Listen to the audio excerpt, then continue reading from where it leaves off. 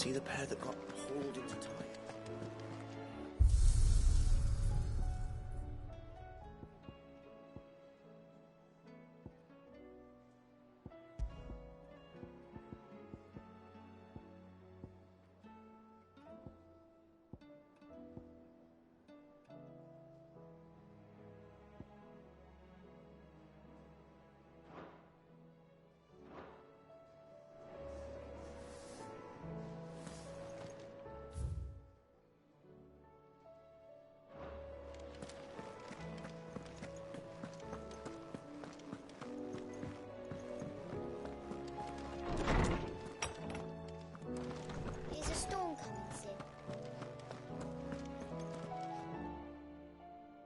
Knowledge hoarded is knowledge lost.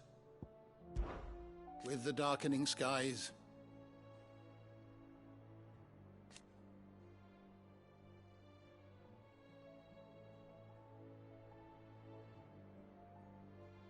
but be that as it may,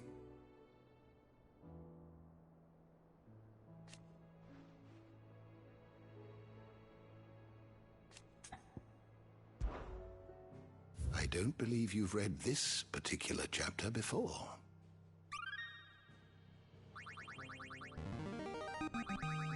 Now this, I believe you will find most interesting.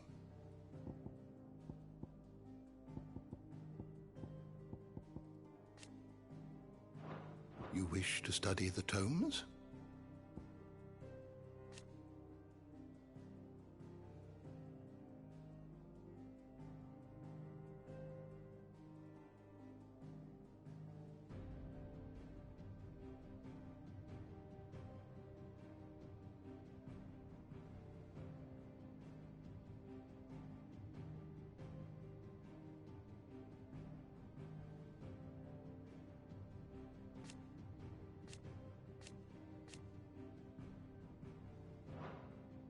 You are always welcome, Clive.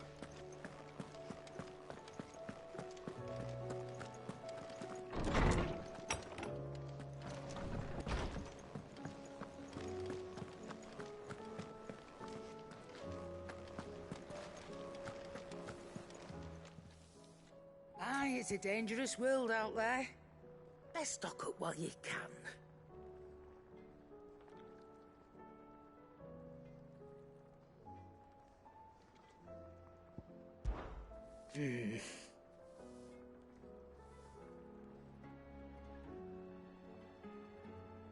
The whole realm's in chaos.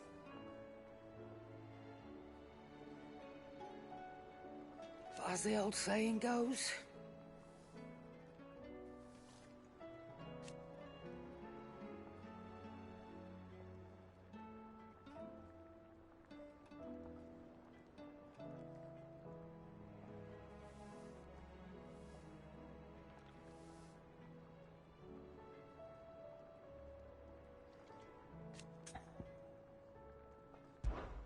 coin purse weighing you down?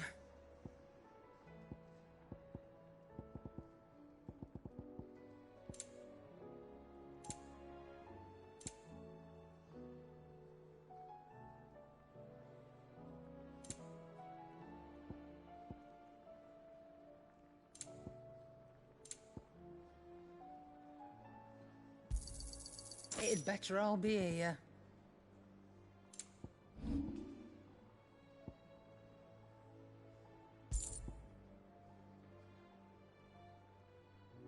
Is that all?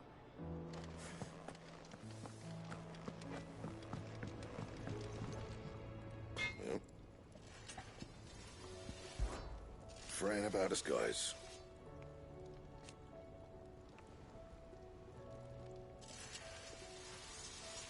Unless that is...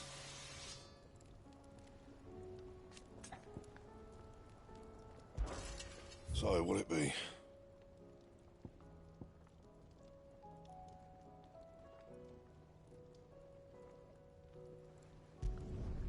No scratches, right?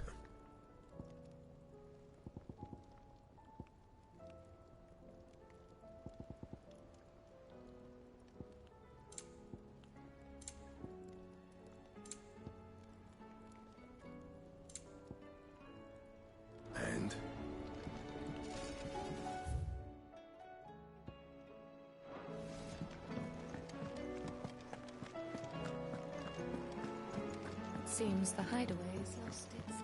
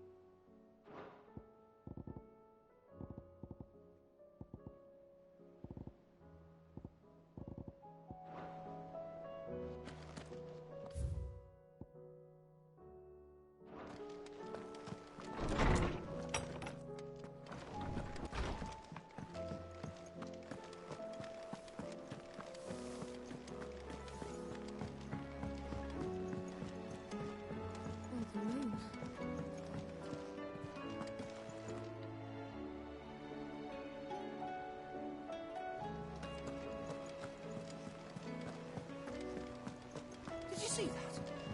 Tell me you saw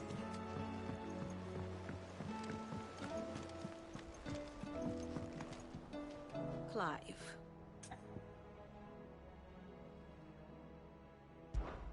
What is it that you wish to learn?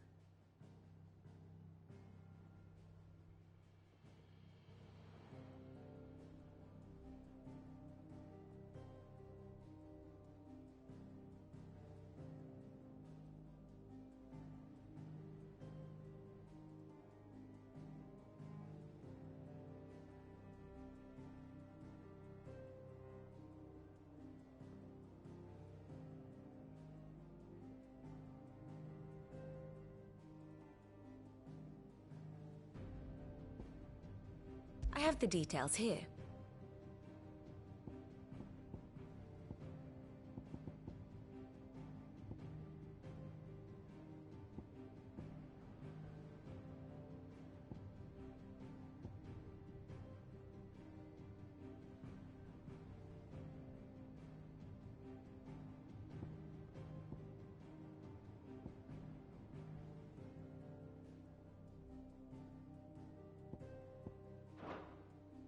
Very good.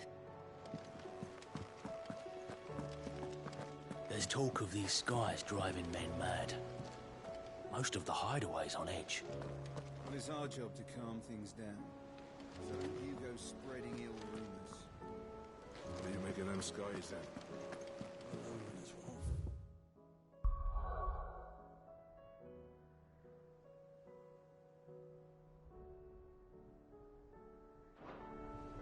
We should call back the scouts. How are you doing? I don't mean to be gloomy,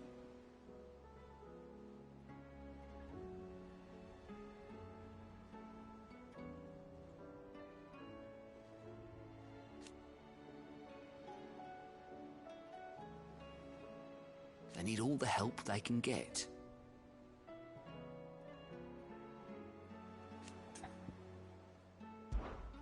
Anything catch your eye?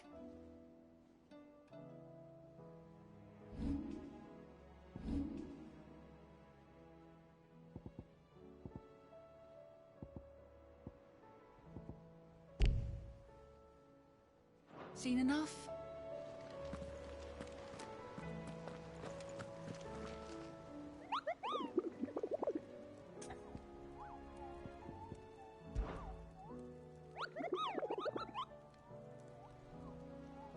I trust you wrapped up warm.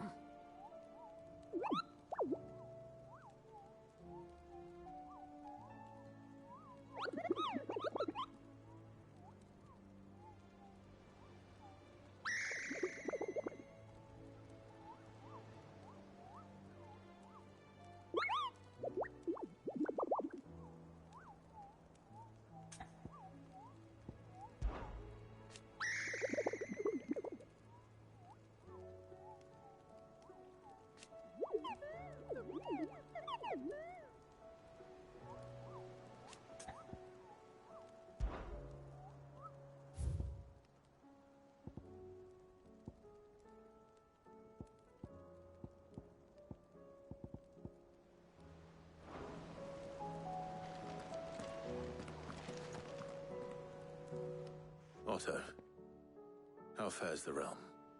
The realm? Oh, she's just fine. As long as you look past the fat storms out mother crystals and her skies are a roiling cesspit. And Gav? He's with your uncle in the Free Cities, helping Mid with her project.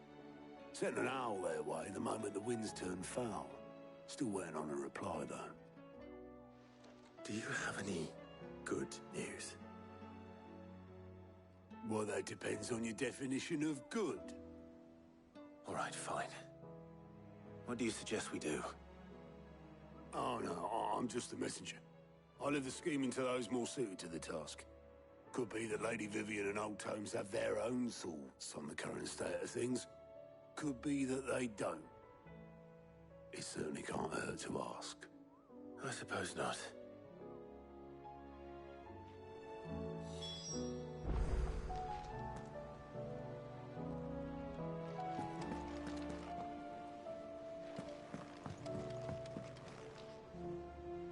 How is it that every one of your little excursions presages some inexplicable catastrophe? Not that you are to blame for the Dominion's fate. No one could have predicted the actions of the Crown Prince. I'm sorry I couldn't save your home. My countrymen are stronger than you think. A few toppled clock towers won't break their spirits. They'll be back on their feet in no time. I hope so. Look at us. Bluer than a pair of bog crabs. Tempting though it may be, sulking will not help us find a solution to this mess. You believe there's one to be found? I don't know. But I am certain we're more likely to find it if we first examine the facts.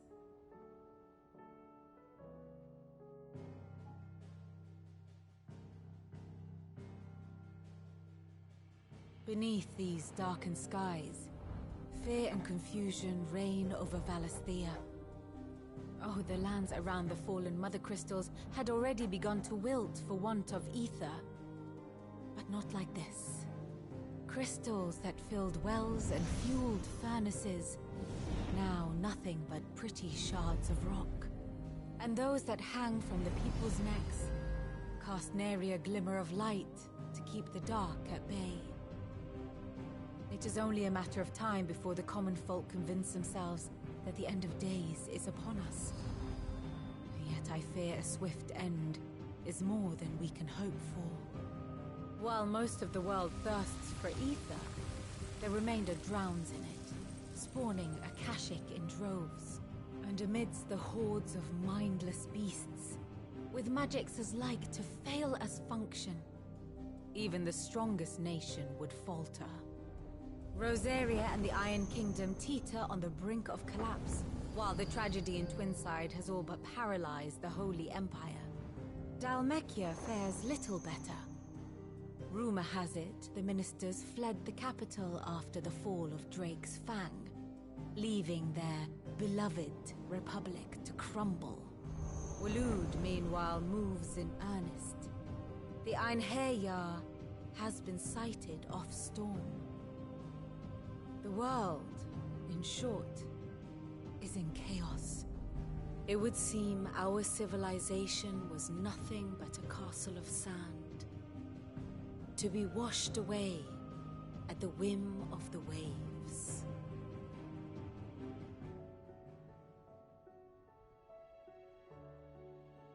A castle of sand. Not my best flourish, but it seemed fitting. The reports I've received are considerably more blunt in their appraisal. Without the protection of their nations, it will fall to the people to defend themselves against those who would take what is theirs.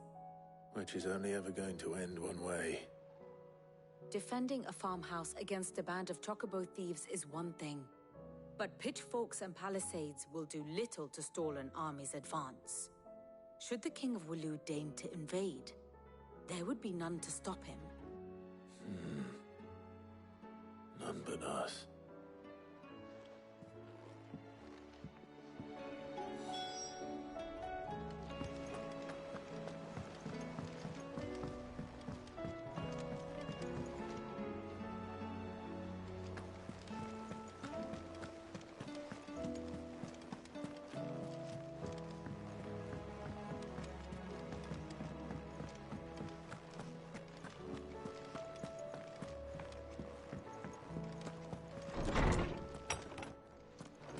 Is a storm coming soon? Let me guess. You're here about the skies. Is there anything you don't know, Lawsman? It doesn't take a court astrologer to augur the obvious. As for what has disturbed the heavens, that, I believe, is a question the Fallen might be better placed to answer than I. And on the 6th day did the gods tear the sun from the firmament, visiting darkness upon their prideful sons and daughters. But I dare say you remember your childhood lessons on the sins of Zemeckis only too well. You think they're connected? That Ultima was one of the gods responsible? Well, he has certainly exhibited powers that we mortals would associate with the divine. There is nothing divine about him. But he wouldn't be the first god of whom that could be said, now would he? Yet for all the fairy tales that tell of the sins, there is almost nothing in the way of actual historical accounts. Had I the Journal of Moss the Chronicler, I may have been able to tell you more, but alas, I fear all remaining copies have been lost to time. You will forgive me, I hope? Certainly not. Because there is nothing to forgive. Even without this journal, you've provided us ample wisdom. And we will always be grateful for it. Perhaps Otto will be more inclined to share his thoughts when he hears what the others had to say.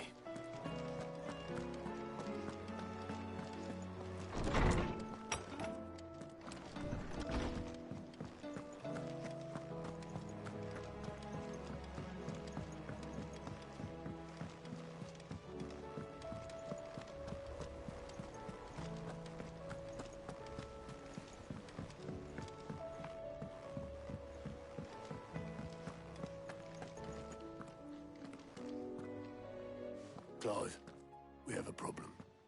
Only one. That would be a first. It would. Actually, there are 3. We had as many owls arrive while you were at the shelves. Martha's got a Akashic out her gates, and talk of monsters roaming the hills outside of Northreach has put the wind up Isabel and her lot. And don't forget Dalimil. Lubor says the village was raided by bandits. When it rains... It fucking pours. The curse breakers are spread thin, taking stock of the damage in the Dominion. And even if I could get word to all of them, I doubt they'd get here in time to make any real difference. Which means there's only 2 people who can. Jill and I. Let them know we're on our way.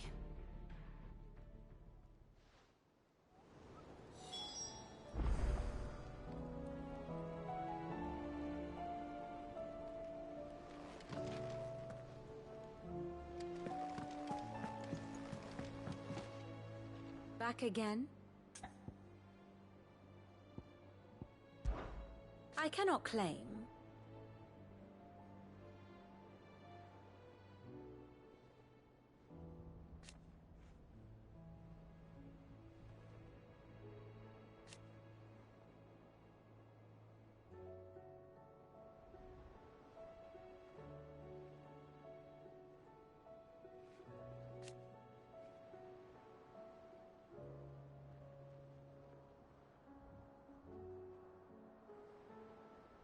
Such are the wages.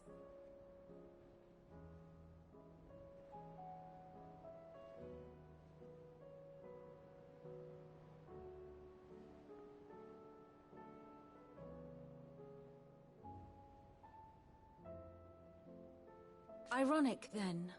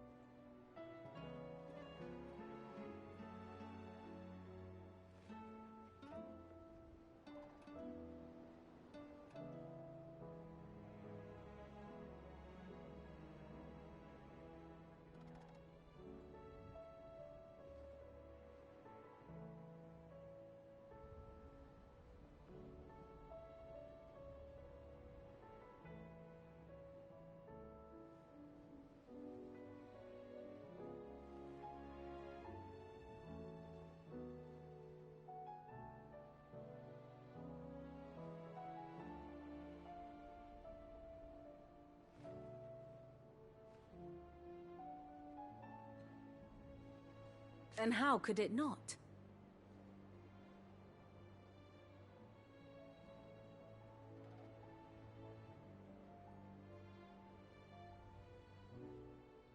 But are we any better?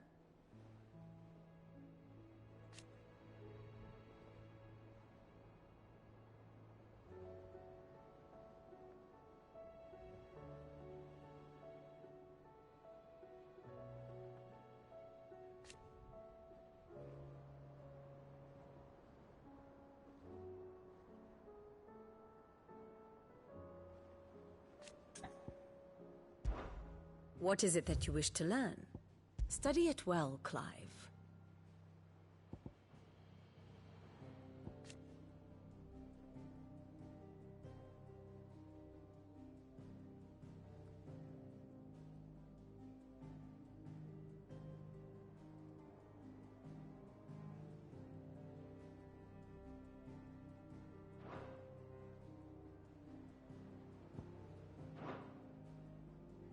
Here's the latest information I have.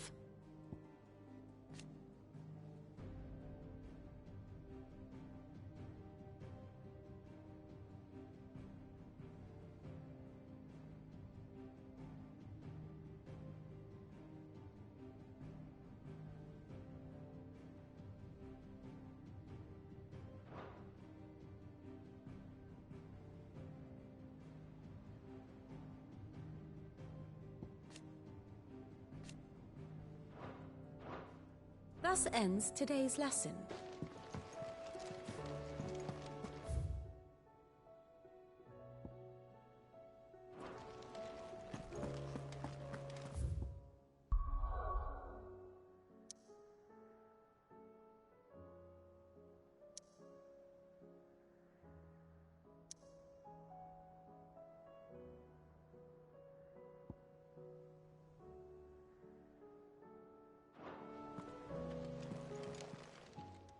Clive!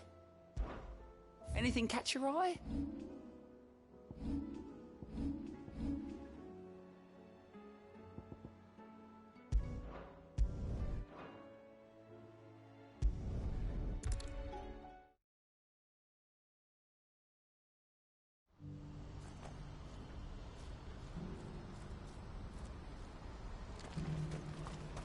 Pardon me, but would you happen to be that well-notched steel and impressive physique?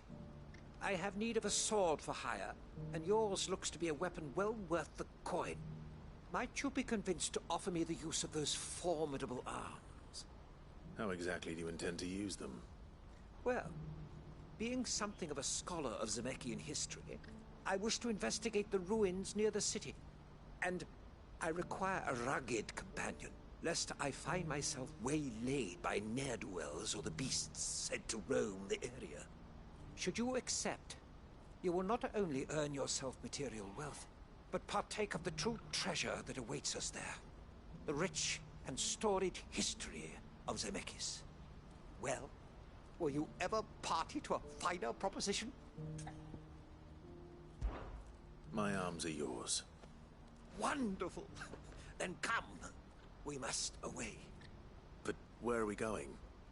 Along the old Zemeckis Road, and from there, onward to discovery. Quickly! There is not a moment to lose. Wait. Good luck with your ne'er-do-wells.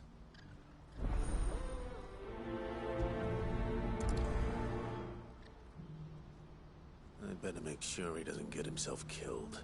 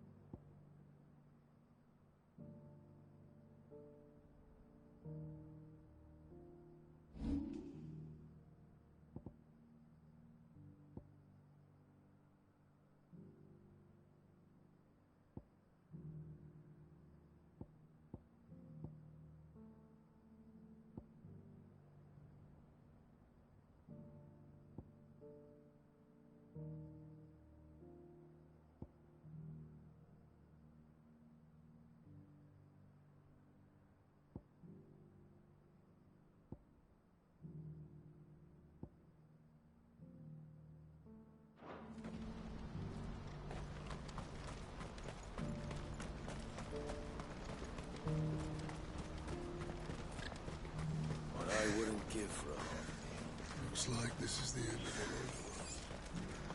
When are they gonna let us through?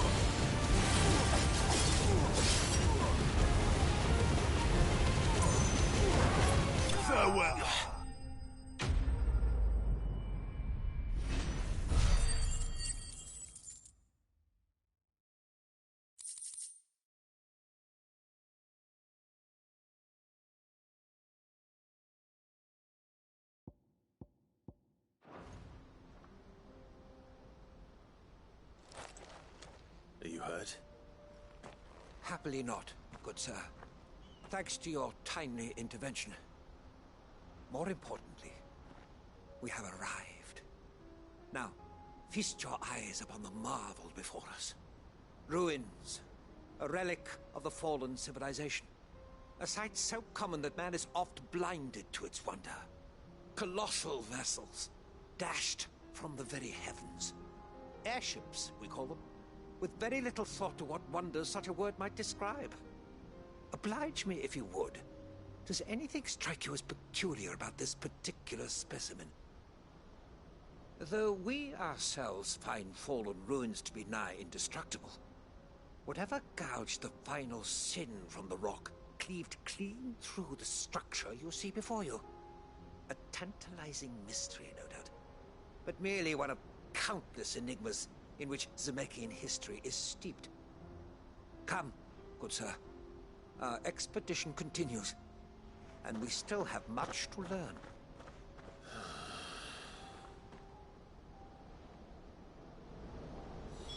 He's passionate. I'll give him that.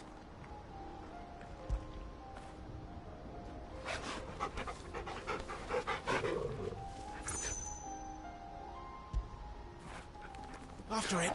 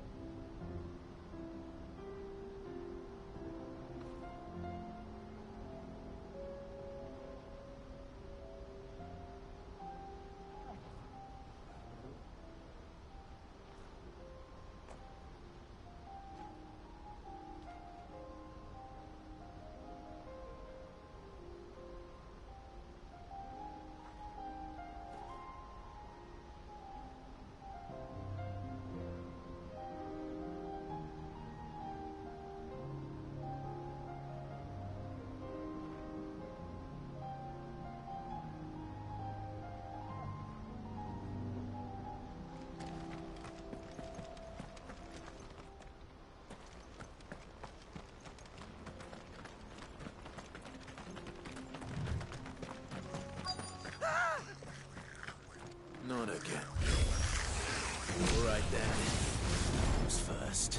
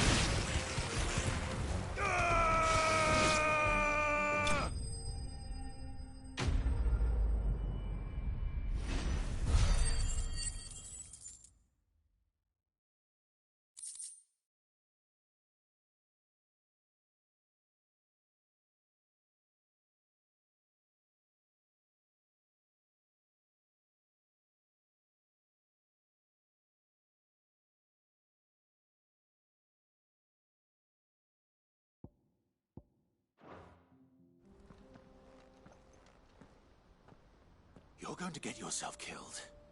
Oh, that would not do. That would not do at all. Not when such majesty stretches out before us. Behold, the final sin in all its glory. As Moss tells us, a battle was fought here in ancient times. A battle of such ferocity that it tore a great crater in the very land upon which it was waged. In reaching for their holy sanctum, did man enrage the gods, and great was the vengeance that was rained down upon him. Alas, the full truth of the matter is lost to time, though I live in hope that I might see it discovered. But we must not dwell upon such things. There is more yet to see. Onward! History awaits!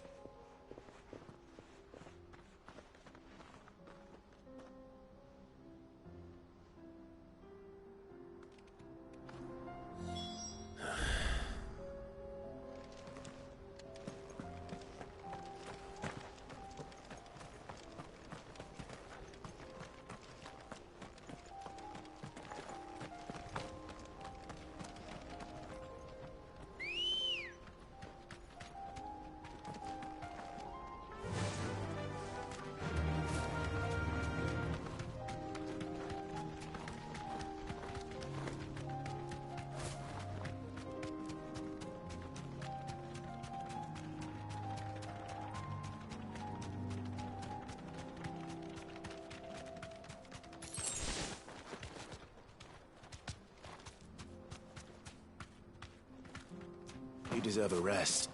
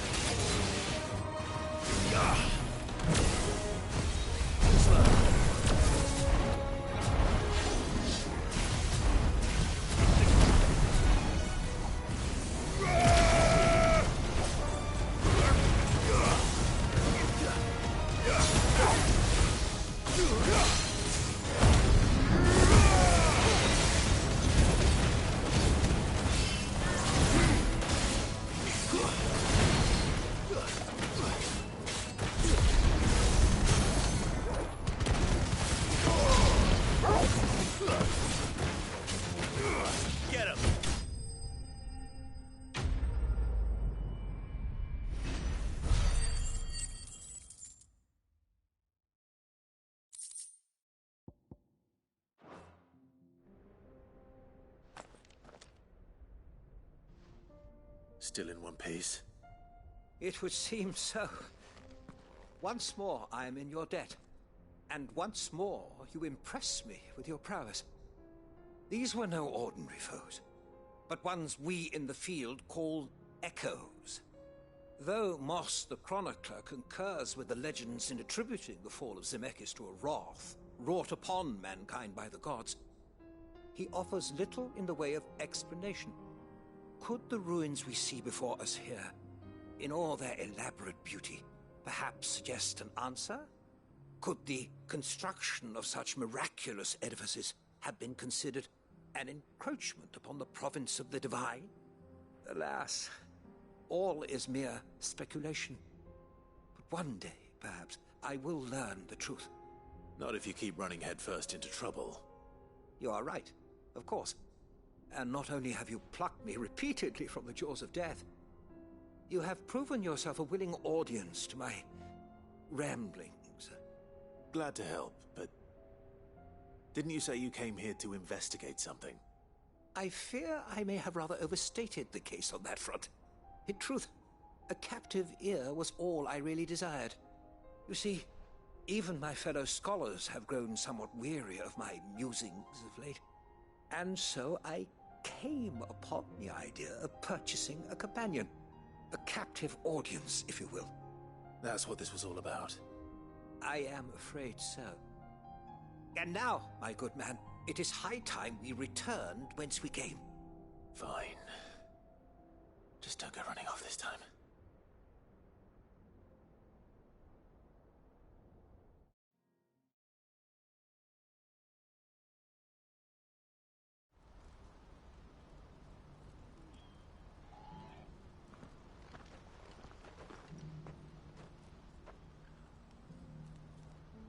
And so ends a delightful day. Here, your reward for humoring my selfish whims, plus a little extra for the trouble I have put you to.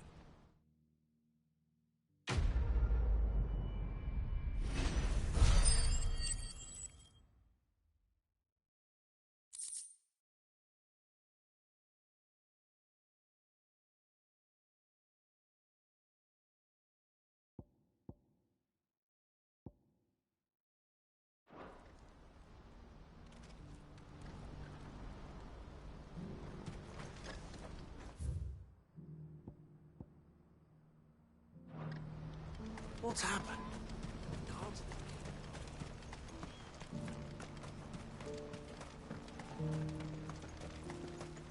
Do you have any fresh water? Now I just need to see about getting the word out. I want to know right away. Bad news. Good, actually. Something worth celebrating for a change. Only trouble is, the serving girl's still new to the job, so I can't leave her while I go and invite those I'd like to celebrate with. What exactly are you celebrating, if you don't mind me asking? I've come by a particularly fine bottle of red. A Gotan 66, no less. Gotan Rouge is the only good thing to have ever come out of the Empire. And most wouldn't part with a 66 if you held a knife to their throats. So I've heard. Oh. So you know of it, then? Clearly you're a gentleman of taste. A gentleman who might sympathize with my predicament, perhaps? Would you pass the good news to a few friends of mine? I'll give you a little something for your time, of course. Sounds simple enough. So you'll do it? Marvelous. Thank you. You won't need to go far. All three of them should be right here in the market. There's Aldrich the porter, Milan the butcher, and Bolek, a guard over at the north gate. Three of the finest fellows in Boklad, if you ask me. Tell them to come to the tavern when they finish for the day. Stop by again when you let them know, and I'll give you your little something. I'll be right back.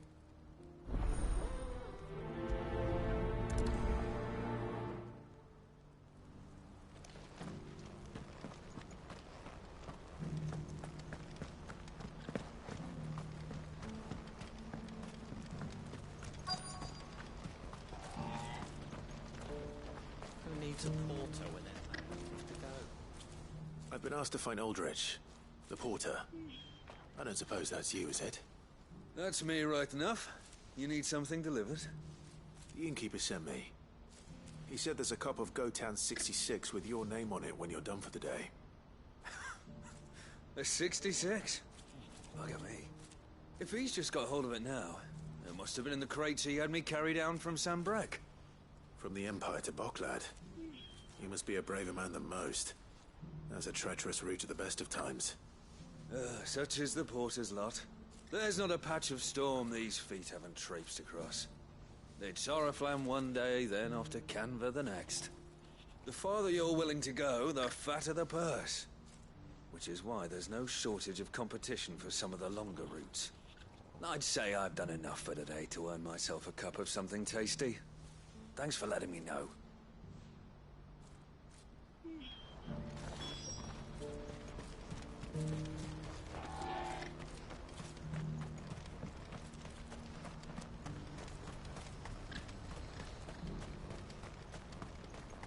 Please, a piece of fruit.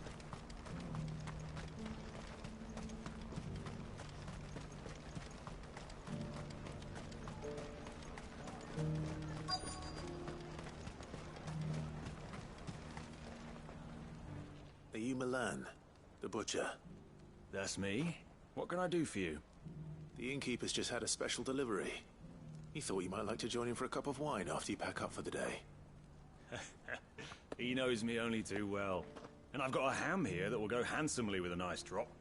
Wine and ham to spare. Boklad clearly isn't suffering then. Comes with being the place everyone has to pass through to get to everywhere else. Those who travel the Crystal Road bring all manner of goods with them. We get meat from Sanbreque, herbs from Rosaria. Why, sometimes we even see curiosities from across the Narrow. Or rather we did, till not so long ago. These are lean times, and even Boklad isn't the bustling trading post it once was. Still, there's no point dwelling on it. Better to live life while you can, eh? And on that note, it sounds like there's a cup of wine needing my attention. You'll buy something, won't you? Please. You've raised the price.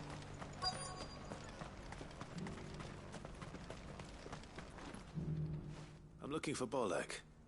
I was told he'd be guarding the gate. Well, you found him. You're not here to enlist, I take it? The innkeeper sent me. He's just taken delivery of a rare vintage, a Gotan 66. He thought you might like a cup. I've never said no to a goat hand. I'm not about to start now. Thanks for letting me know. You must be a busy man. No one's making for the refugee camps anymore. Not after what happened in the Dominion.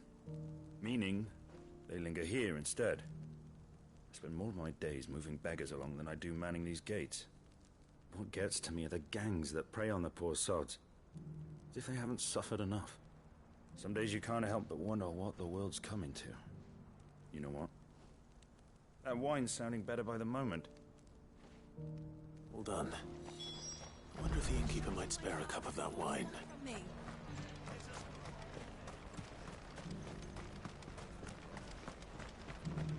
I haven't sold anything in days. These pears are...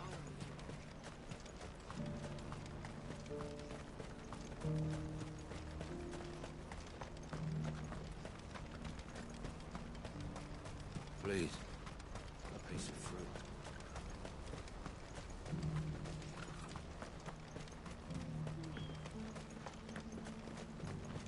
Do you have any fresh water?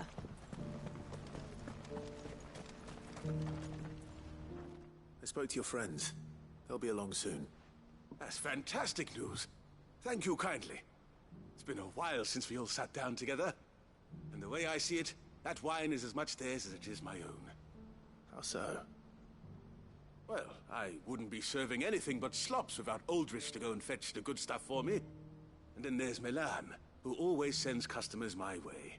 And Bolek, an even-handed keeper of the peace, if ever there was one. Those three are the backbone of Boklad. Lose any one of them, and the market would soon fall apart. And without the market, I wouldn't have a single customer. I'd say that's worth a bottle of 66, wouldn't you? And more besides. Everyone needs a shoulder to lean on.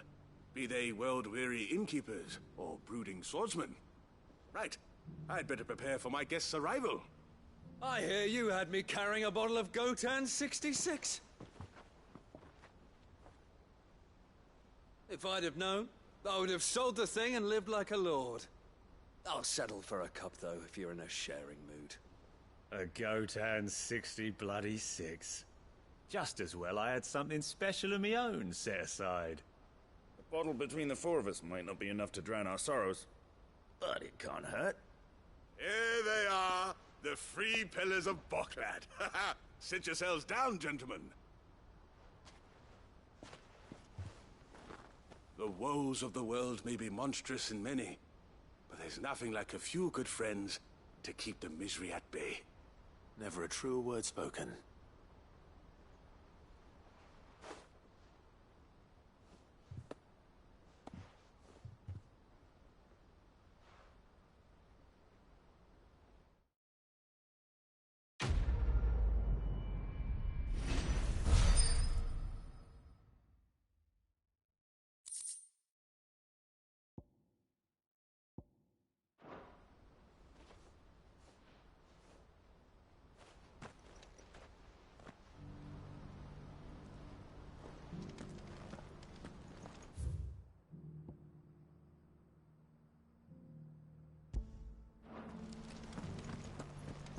Do you have any fresh water?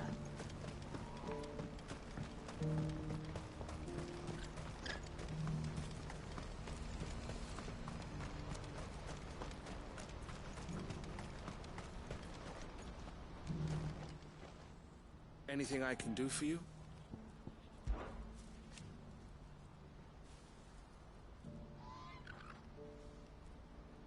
The other half... As for me...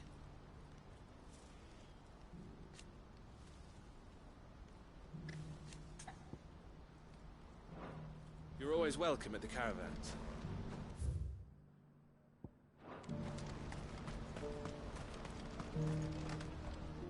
I see you've been of some assistance to Eloise. Perhaps you can extend me the same kindness? Perhaps. What would I be doing? Finding someone. You see, I've been having trouble with thieves, and despite the many pains I've taken, I can't stop them from rummaging through my packs. I was griping about my lot to a friend of mine a few days back, and he offered to track the culprits down. Now, Joseph's a sellsword, and a good one at that. But he's been gone days, and I'm beginning to fear the worst. Any idea where his search for the thieves might have taken him? The old Zemeckis Road, perhaps? He doubted they would be fool enough to linger here in Boklad. Joseph's lived a hard life. Made him grey long before his time. I just pray he hasn't been killed over a few sacks of grain. I can't imagine there are too many grey-haired sellswords around. Hopefully someone will have seen him.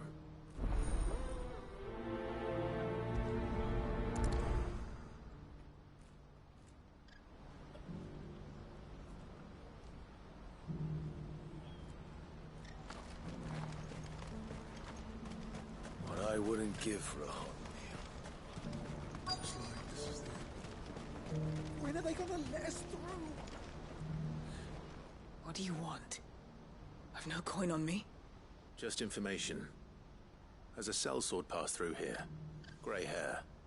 Now you mention it, there was a young man with salt in his mane sneaking around out there a while back. Which way did he go? How am I supposed to know? Buggered off down the road, I expect. Now why don't you do the same, and leave me be?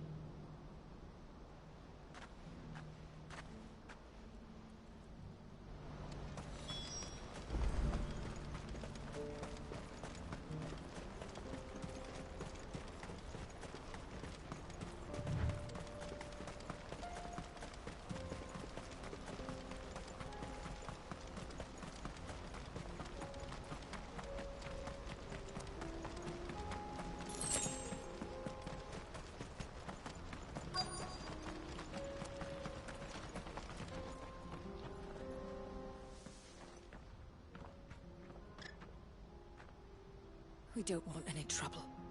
Neither do I. I'm looking for someone. A grey-haired mercenary. Well, we haven't seen him. Yes, we have. We saw him climbing up the rocks. Those ones, over there. Maybe he found his thieves.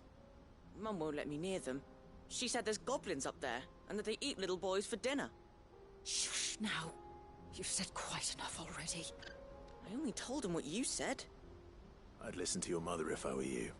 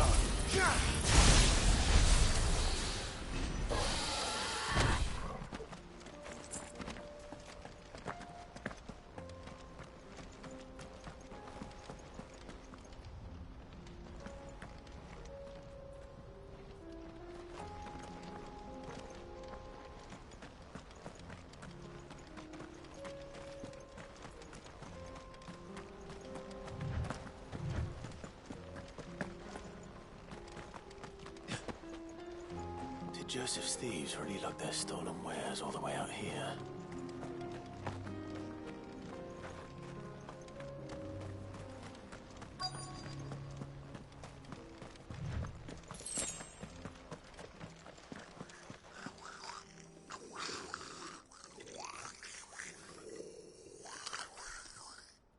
I think we found our thieves.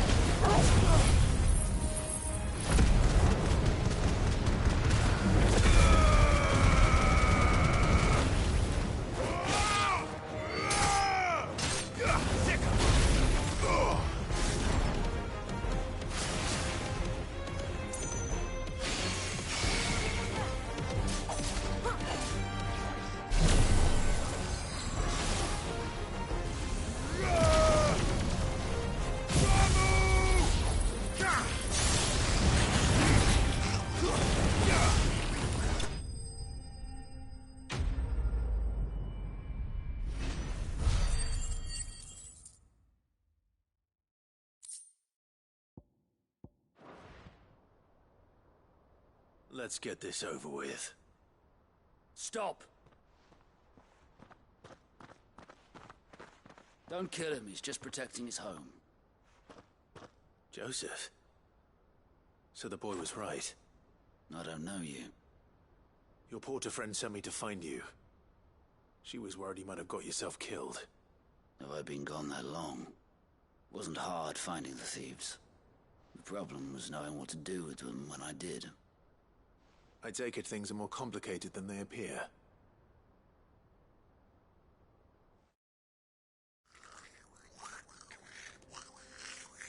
I'd all but ruled out bandits before I even left the market. You know why that is? Because our thieves had no interest in gold or gems, or anything they couldn't eat for that matter. Add to that the rumors of goblins in the area, and the mystery practically solved itself. I soon found their cozy little homestead, and all the missing food. I launched myself at them, full of righteous fury, but their leader was the only one who moved to meet me. The others, they huddled around that food, ready to die protecting it. They stole because it was that or starvation. I've been there myself, back when times were hard. So you spared them? And earned their trust into the bargain by the look of it. These goblins aren't native to the area. They don't know how to survive such barren lands, so I've been teaching them. And once they've learned to hunt and forage, they won't be fool enough to risk their necks in Boglad. I'm impressed. I didn't know goblins could be reasoned with. Do me a favor. Let the porter know I'm safe. I'll head back to the market once my work here is done. Oh, and don't mention the goblins. I don't want people coming here brandishing pitchforks. Not now this lot have sworn off thieving. Your secret's safe with me. I appreciate it. Thank you.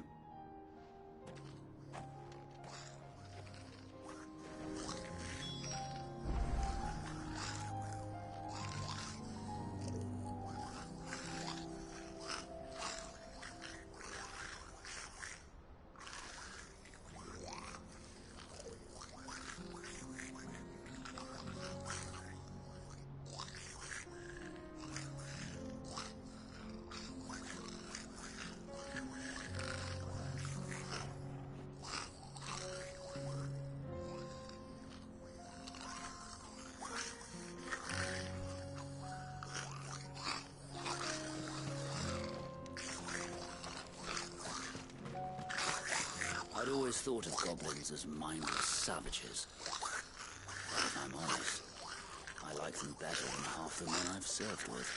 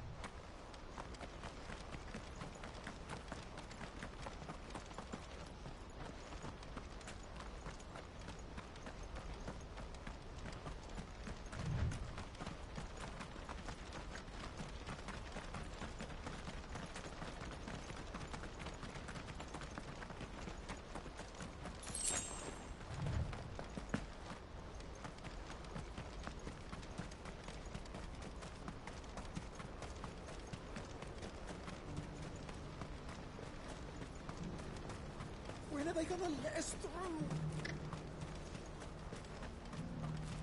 What I wouldn't give for a hot meal.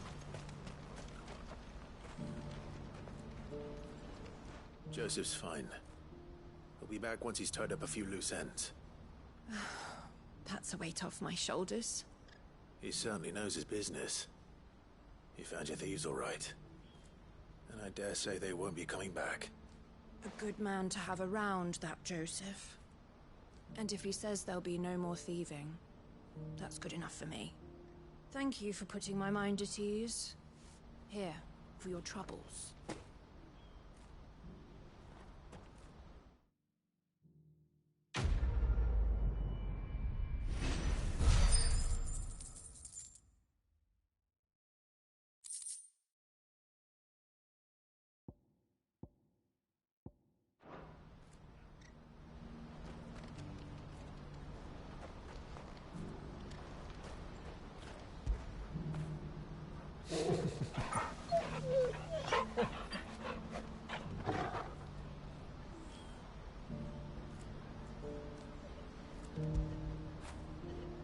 right, boy.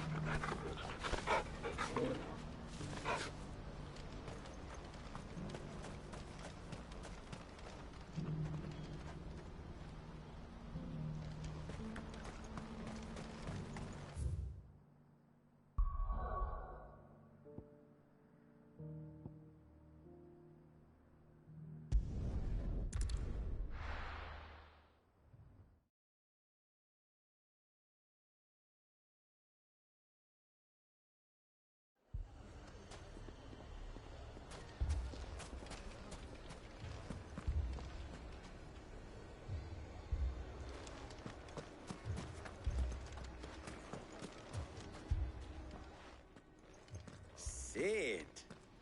Your new companion appears much more formidable than your uncle. Should I be worried? You haven't been introduced. Jill. Clive has told me much about you. All lies, I'm sure. Your Stolas said that Dalimil has a bandit problem. Indeed. Although, you're a little late. They left with our food and guild days ago. Any idea where they went? The desert's a big place. Your guess is as good as mine. But the fact is, I have more immediate concerns. What did you say to me?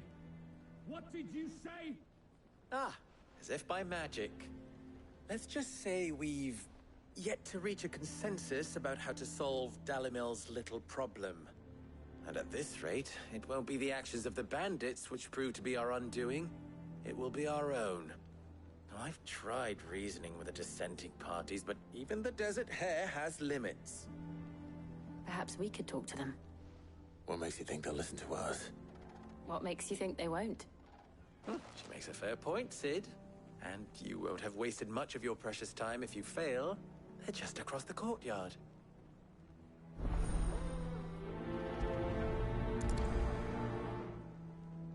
Suppose we just follow the shouting.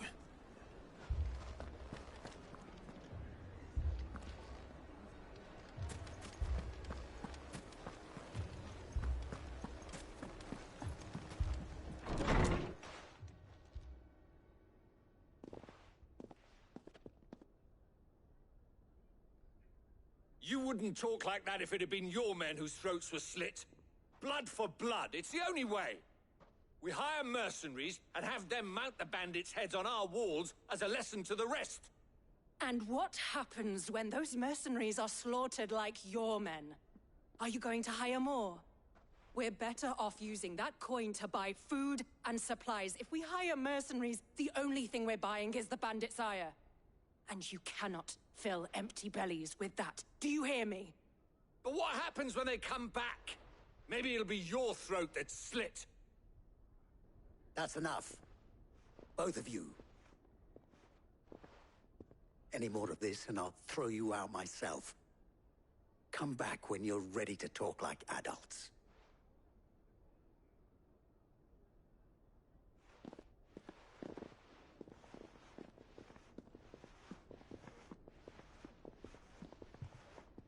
Victor. What's he doing here?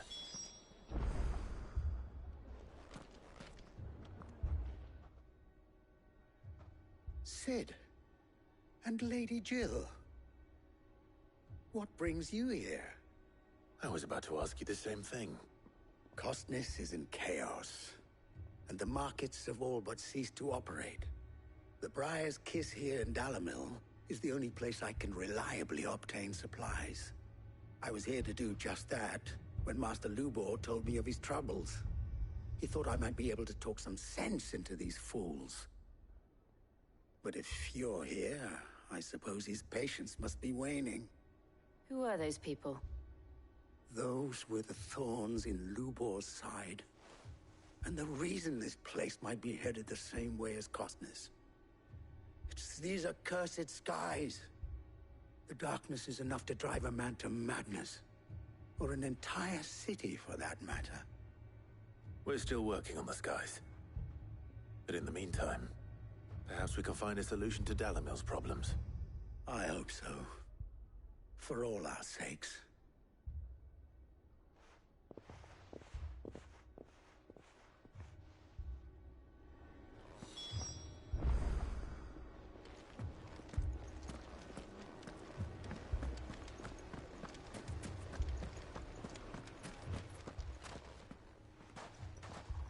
So, you see my predicament?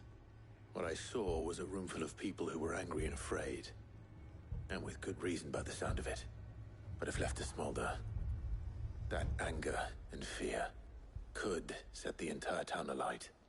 My thoughts exactly. What to do? Both sides wish to protect their homes and livelihoods, if only they could agree on how. But as long as they are divided, we are vulnerable. And if there's one thing bandits like, it's an easy target. What would Sid the Outlaw suggest? Well, if it were my namesake, he'd let them choose for themselves, and be on hand to pick up the pieces when it all went wrong. That sounds like a recipe for disaster. A recipe for disaster is precisely what it is. But perhaps that realization would be enough to make them question the ingredients. While it's plain neither Conrad nor Natalie will countenance the other's proposal, it may still be possible to make them doubt their own before presenting them with a third option. And that would be? To pool our resources and save the city ourselves. Why fight each other? When all that fear and anger can be directed at the bandits. It appears we have a plan of action. Victor, pay Conrad a visit. See if you can't convince him of his folly. I'll speak with Natalie. As you wish. Your faces are not well known in this town. That may prove useful. Don't worry, Victor and I will do most of the talking. You need only play along. Play along? What he means to say is yes.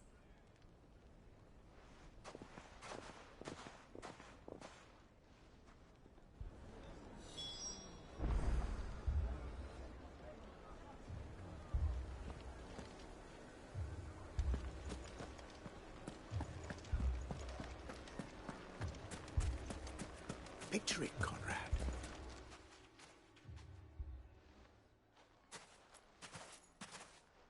Ah, here she is.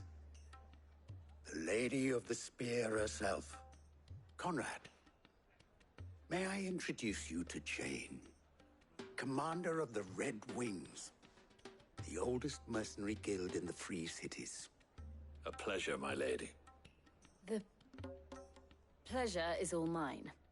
As I told you, I summoned the commander here from Canver to inquire about a contract. Victor says you told him no. That there aren't any men left to hire. Is that true? True as the crystals cracked.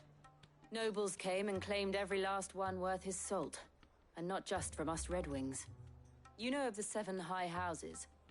There must be 2 swords assigned each one. Granted, we have a few boys left.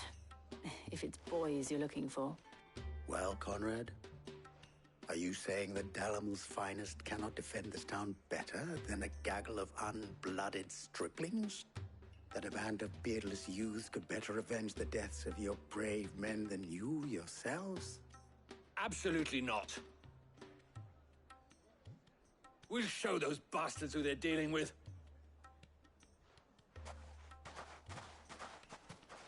I can't believe that actually worked. Conrad's not what you call the brightest candle in the crypt. And there's a reason why I had you do the talking and not Sid.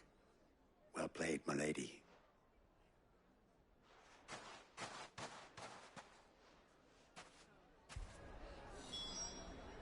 Then let us band together and show these brutes that Dalimil... My shop? If I had my pickaxe, I would... I mean, it may still be possible to buy something. Ah, here he is now. Natalie, allow me to introduce Lord Underhill of Randalar's prestigious League of Merchants. Lord Underhill. At your service. Underhill? I was just telling the good lady of our conversation, my lord. and how you were lamenting the state of the capital's stores. Lubor says that not only are the granaries almost empty, but that war and the Blight mean this season's harvest won't be enough to fill them for winter. Indeed, certainly that is the case. The nobles in the capital are buying up the city's stocks of barley and wine, driving the prices higher than most commoners can afford. It is only a matter of time before the peasants revolt. It is worse than I thought. If what Lord Underhill says is true, I fear we have little hope of supplementing our stores, meager though they regrettably are. And while I applaud your endeavors to dissuade our more bellicose citizens from seeking vengeance, I sense Conrad is not wrong in his assessment of the bandits' likely return. Which means that now, more than ever, we will need to secure what little we still have. Food, weapons, herbs, everything. If our humble town is to endure not only this hardship, but those that are certain to follow, we must stand united. All right. If it will help to protect my home, I'll do it. But you needn't have gone through this charade.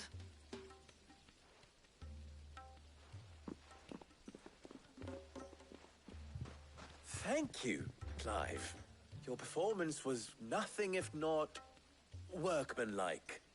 She saw right through it. I didn't say it was good, merely that it produced the desired effect. Now, my scouts should be returning shortly. Meet me back at the Briar's Kiss, and we shall see what we face.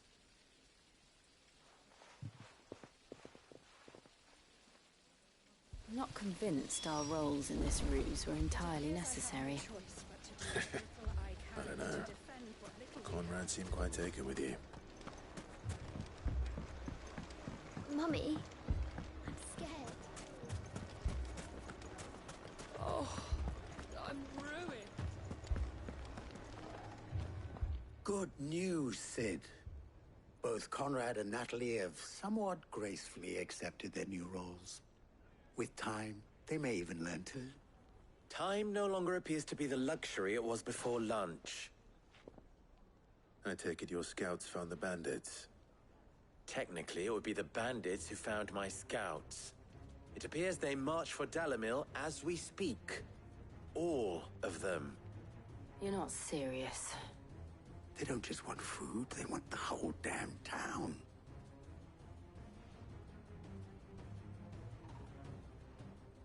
I have a favor to ask.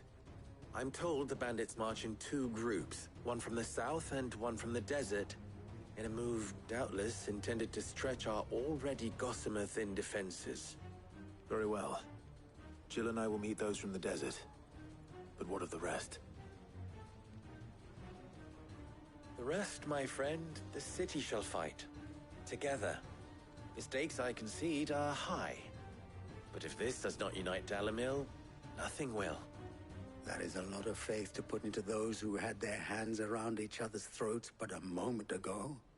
Then it will be for us to see that their hands are kept occupied. And I do mean us. I thought you might say that. We'll hold them off for as long as we can. And we will do the same.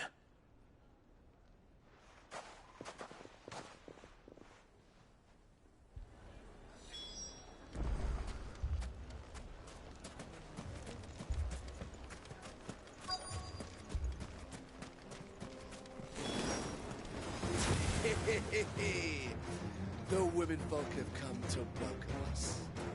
I'll take that one. He's all yours. Get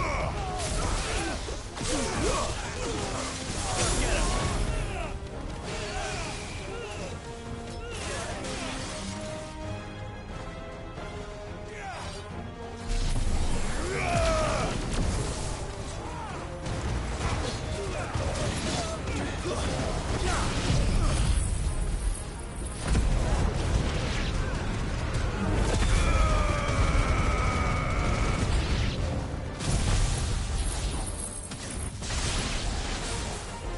mean to overwhelm us?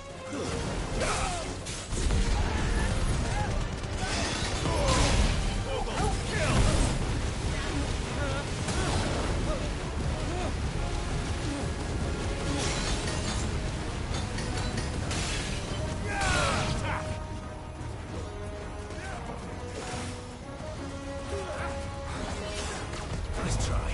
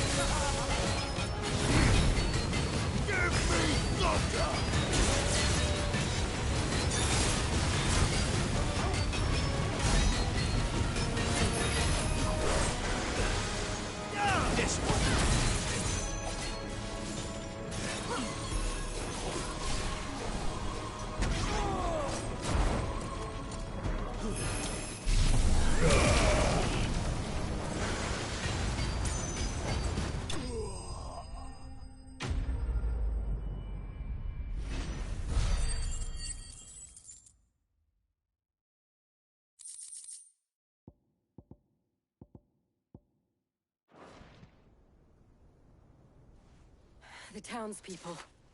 Could they have held out? I don't hear any fighting. What do you think? That we should hurry.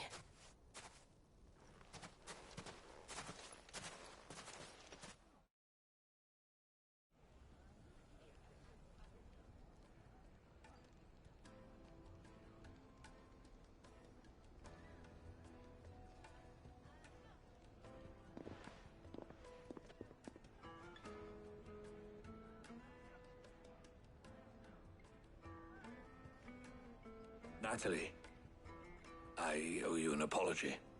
You did well out there. The inn would have been lost had you not held the line. Without you, there would have been no line to hold. You saved us, Conrad. You saved Dalimil. We all saved Dalimil.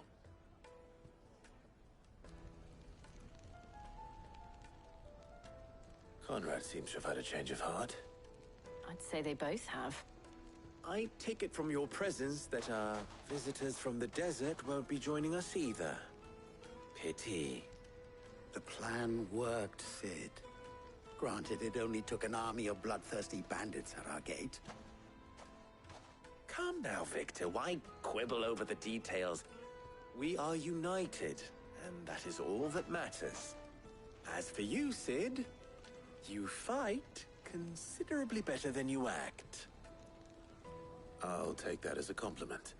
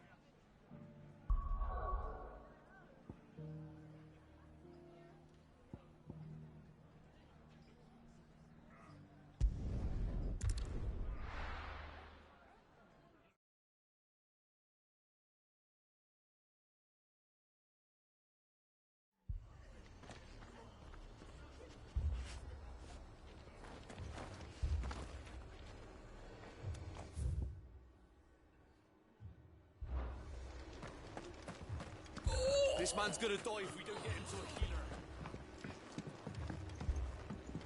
healer. Martha, it's good to see you. And you, Clive. Jill? Otto said you'd been attacked by Akashic. What exactly happened here? Those skies are what happened. Not long after they fell dark, we had our first visit. There were hundreds of them. Tried to storm the hill. Only a handful made it up here, but that was more than enough. The rest are still down there now. And while we have a few willing fighters holding them back, they're sorely outnumbered. What do you think, Clive? That we join the fight? I thought you'd never offer. Now, where I need you is the Fallen Gate. That's where the fighting is fiercest. Let the men know you've come to help. Something tells me they'll be pleased to see you. We're on our way.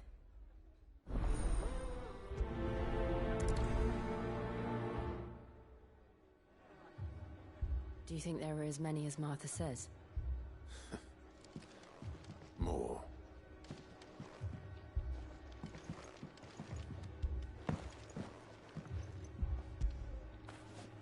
Fetch!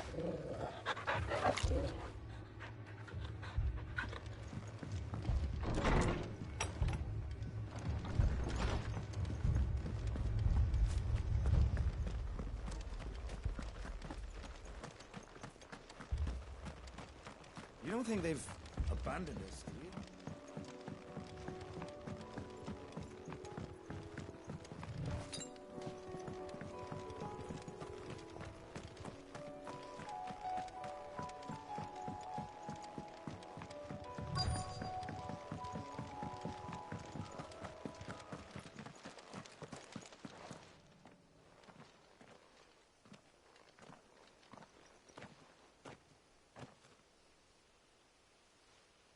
Clive, wounded.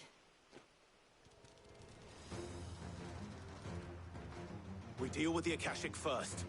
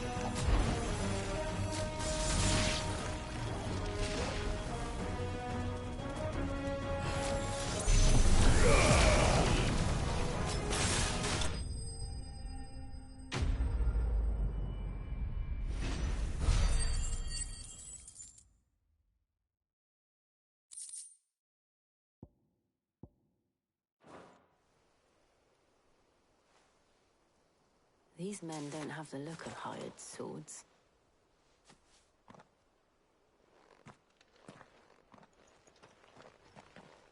if you've come to rob this place.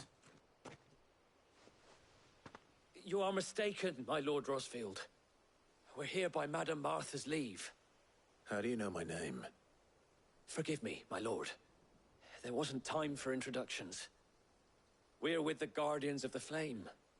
Wade's men? But how did you come to be here? Where is your commander? Sir Wade left earlier with a scouting party to find out where the Akashic were coming from. Did he? Take your wounded back to the inn. Martha will see you're looked after. We'll join you anon.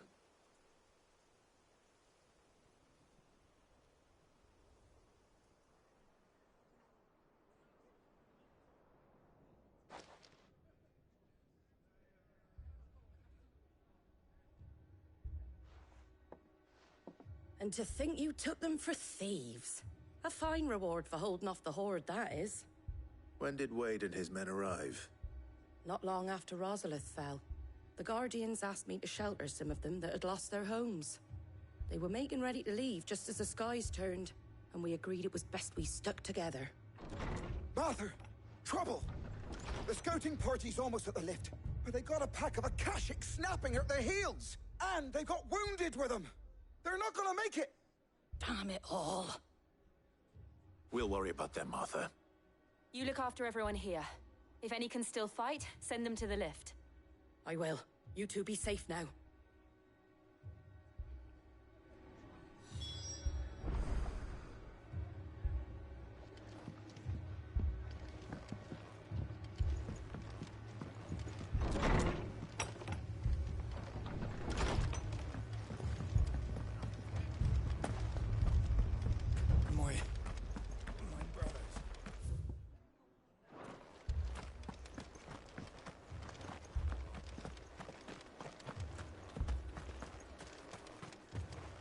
How do?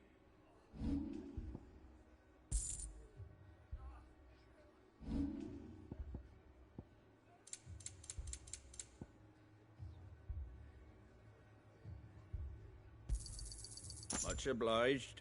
Fare thee well.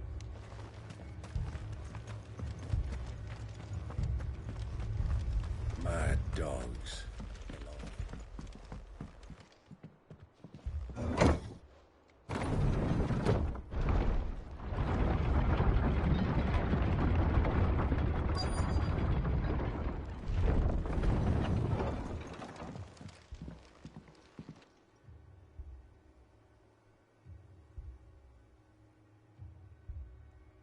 Squire, I need you to get those who can still walk up the lift to Martha's.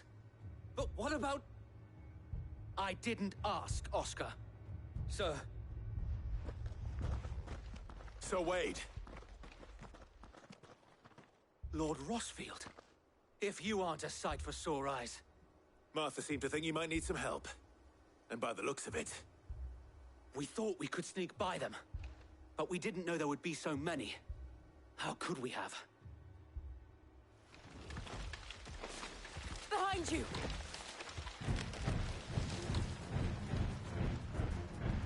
Damn it!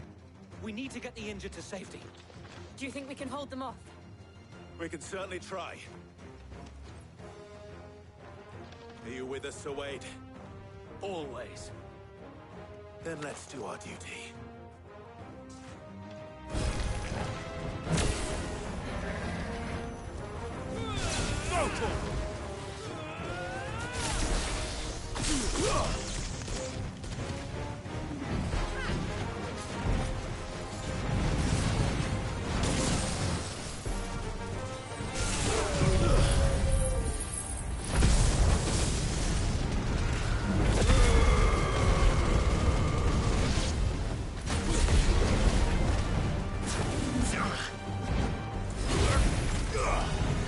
This one.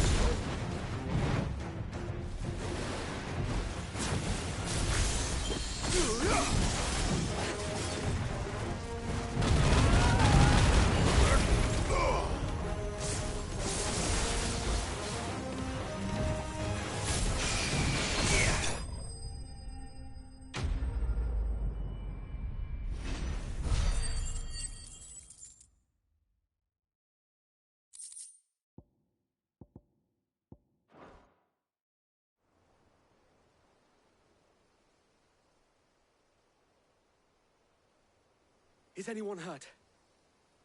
I don't think so. And yet again, you've pulled me from the flames.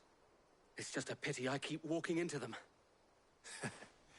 You've never been one to shy away from danger, Sir Wade. Like any shield worthy of the name. I see you're all in one piece. Martha! Is something wrong? The lookout saw smoke coming from down Eastpool way. Too thick to be a hearth. A second horde. Feel like finishing the job? Always. Jill and I will make for Eastpool. You'll need to move the injured without us. Don't you worry about them. The moment my men are safe, I'll follow. Good luck.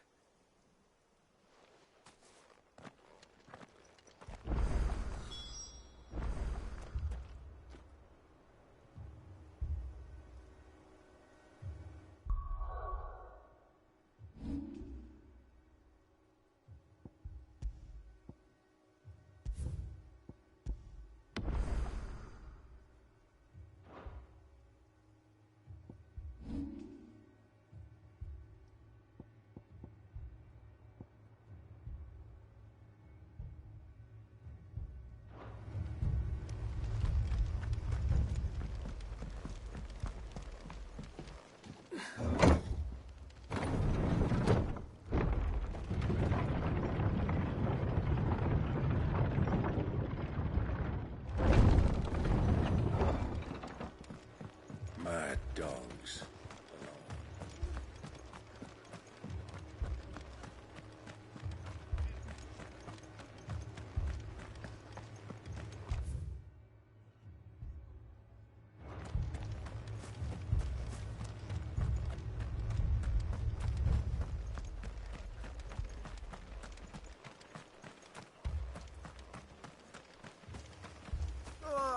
Just patch me up.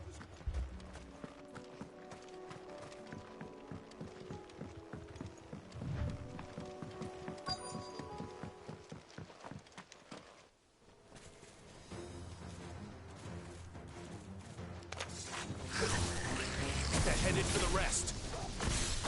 We have to slow them down. Martha and the others won't be ready.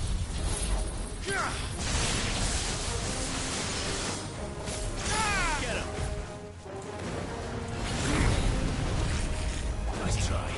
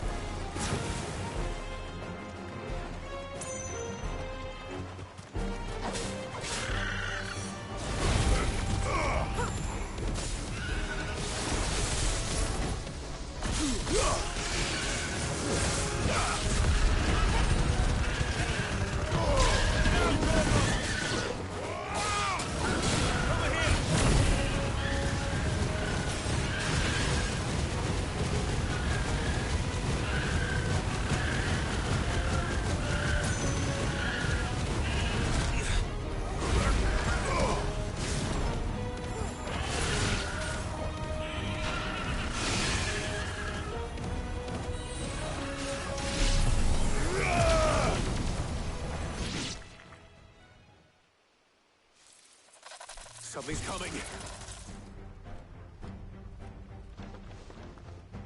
Apologies, my lord. Did I miss anything? Only the first round, Sir Wade. Shall we?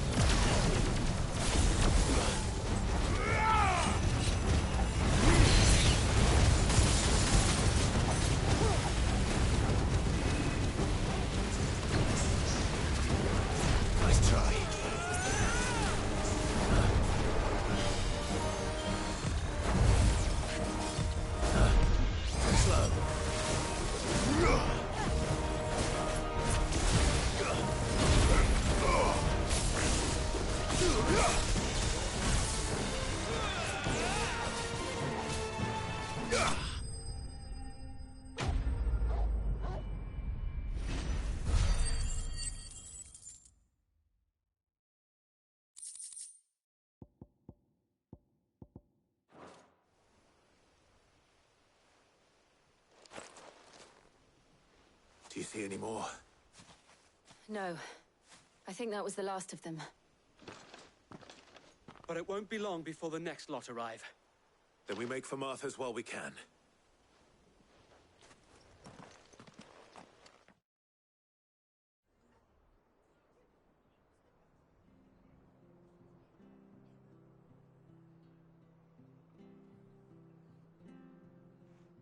What did you find out there? The same as Sir Wade. Scores of Akashic. Well, wherever they came from, they're gone now. Our lookouts say the lowlands are clear. Hopefully we'll have enough time to lick our wounds. How many of your men were injured? A damn sight less than if you hadn't turned up. Thank you. It was a hard-fought victory. But as long as the skies remain dark, I fear the Akashic's numbers are only going to rise. It's not a matter of if the Horde will be back, but when. And whether that's sooner or later, we'll need to be ready. The inn here affords a good view of the land, and is easily defendable. I'd like to make this one of our outposts. What do you say, Martha? You'd have more men to guard the rest. Well, when you put it like that, of course they can stay.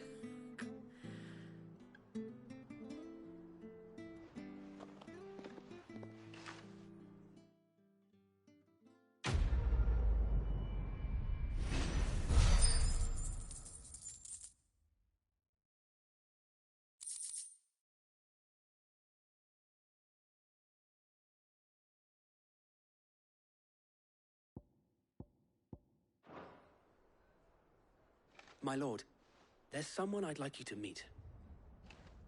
Oscar, over here.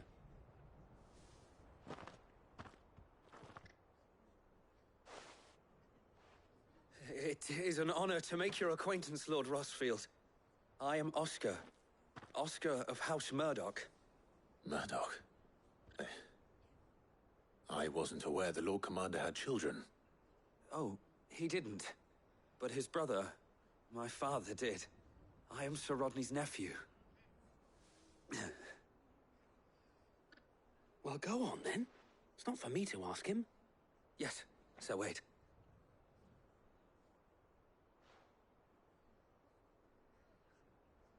If it please you, my Lord Marquis, might you take me as your squire? I would learn the duties of a shield from the finest. I'm sorry to disappoint you, Oscar, but I am a shield no longer. Nor was I ever the finest. And spending time in the company of an outlaw hardly seems a fitting education for one aspiring to take his oaths. My Aunt Hannah once told me that a man is not defined by his title, but what he does in its name. You have accomplished much since taking on the mantle of Cid, winning no little honor in so doing. And I would sooner serve under an honorable outlaw than an unworthy shield. Not that Sir Wade and the other Guardians are... I mean to say that, they're... It's all right. We know what you mean. There is only so much the boy can learn from me, my lord. But a squire... Would that really be so bad? You were a squire once. And I'm certain Sir Rodney would approve.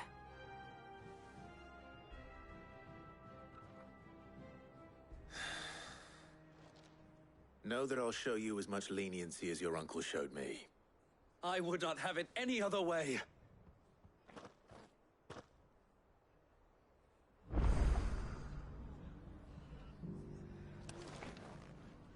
I will not let you down, Lord Rosfield. You or my uncle. We shall be staying here for the time being, and not just for the ale. I'll have one of my men escort Oscar to Benamir once he's said his farewells.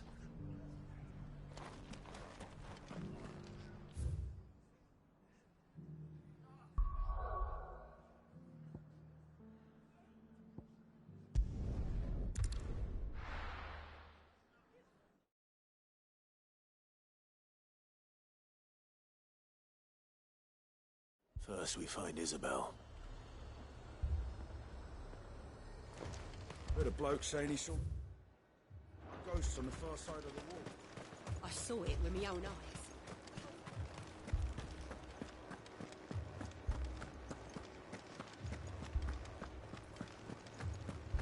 Four left for more in the captain's orders. I can't do it.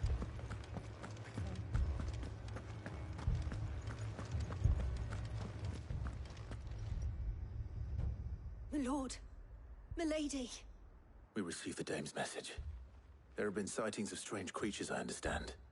With the blue eyes. Yes. Like a Kashik, but different. They've taken so many. I've lost count.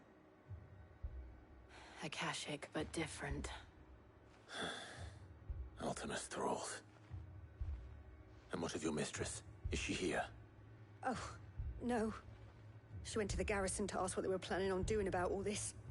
Then we'll look for her there.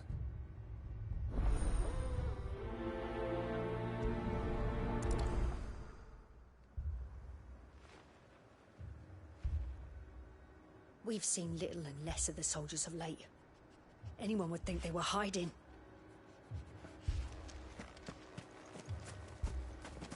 More arrived from the capital this morning.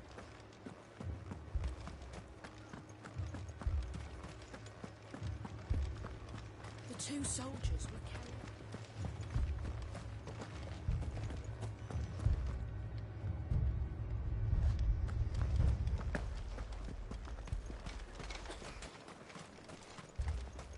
That thing? Madame, please! Half the garrison's been slaughtered by those things. We lost the captain this very morning. We've tried requesting reinforcements, but there's been no word from the capital or the Dominion in days. What more would you have us do? I would have you do your duty. Those at the Vale look to me for protection. And protect them I shall. Because they are my charges, and that is my duty. In case you have forgotten, the people of this town are your charges. But more than that, they are your people. Your sisters, your brothers, your lovers. So you have a choice. Lay down your sword and watch as they are slaughtered, or take it up and do what is right. She speaks the truth, you know. This here, it's all we have. It's all that's left. What we have left is our lives. Do you really want us to lose them as well? Not if we don't have to. Look, there's a cask under the captain's bunk. Let's talk about this over a drink, eh? I'm listening. I'll have a word with him.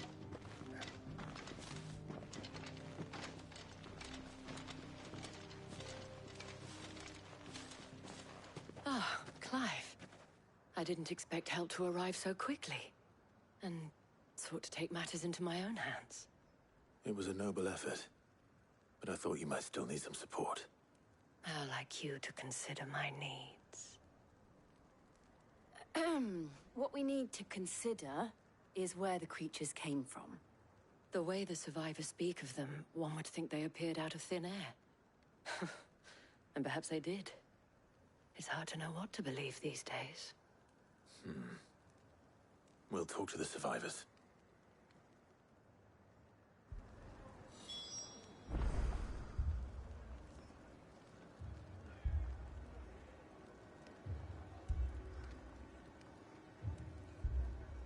I can't entirely blame the men of the garrison for losing heart. And they have provided a place for the injured.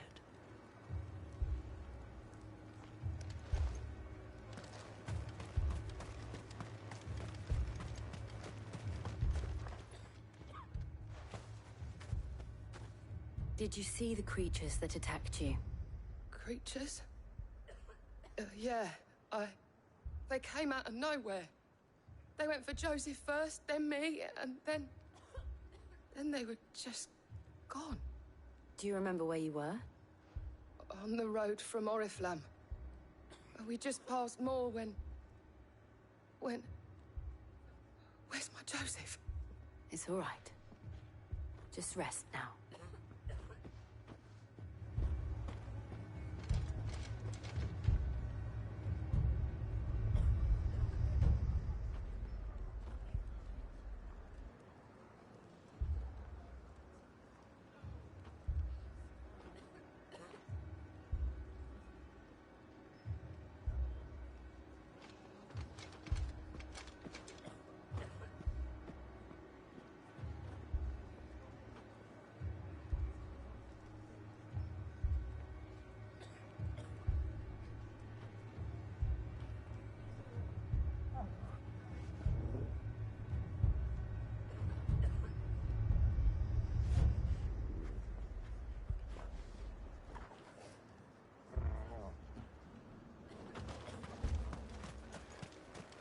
Don't leave me, Paul. My family. You're a pikeman, yes? What happened? I've got family in Moor. I heard the flood was spreading, so I went to see if they were all right. And a pack of them glowing things found me in the meadow. I ran for my life. I never did get to the village. Leave that to us. At least we have an idea of where the thralls might be now. We should head for more.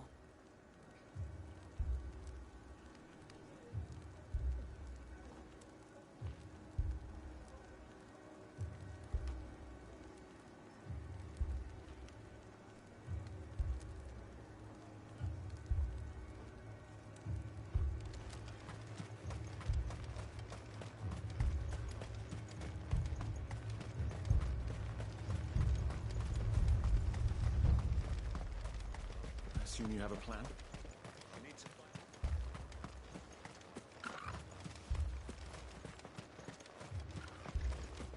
It was all they could do to escape.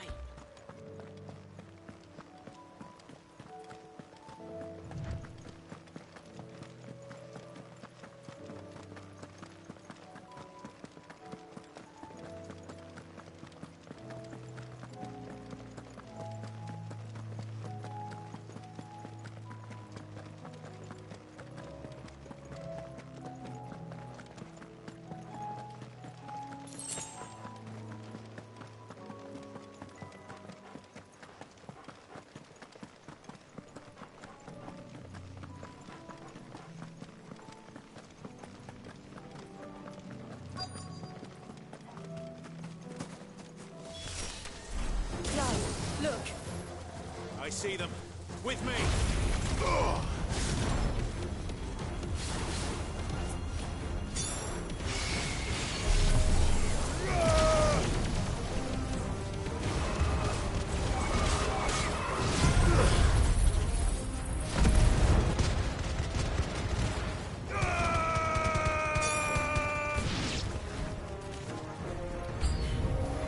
Should I prime? Save your strength.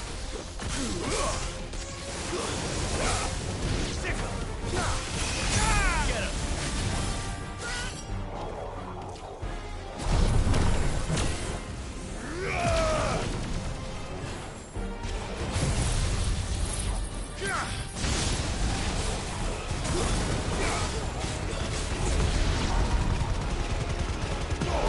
All yours, Morgan.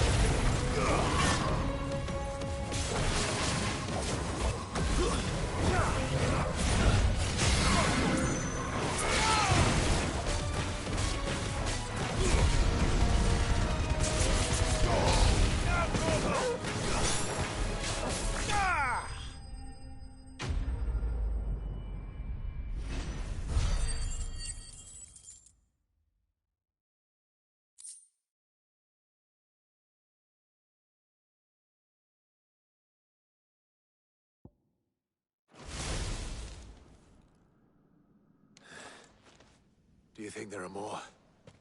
There are always more. But I'd say we've done what we can for the time being. Then we should let Isabel know.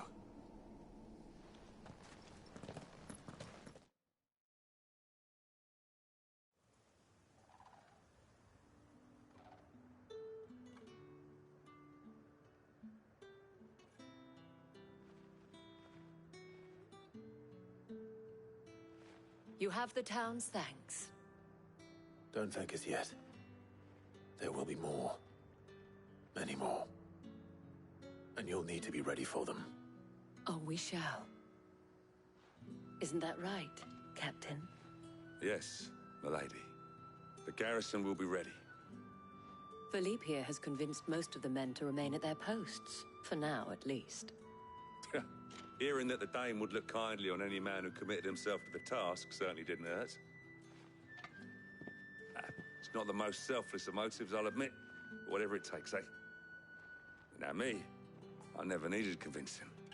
I became a soldier to protect the people I love. And the people I love include the ones standing before me. Handsome and chivalrous. Now, if you don't mind, I have sentries to post. Milady.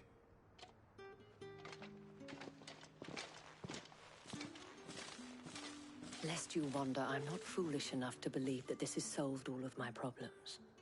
But it has solved one, and that's one fewer than I had this morning. Thank you again, Clive.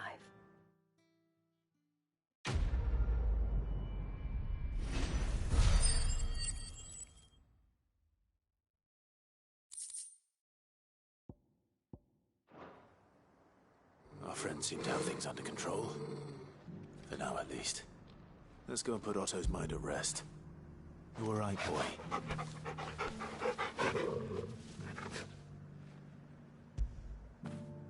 Get it, boy!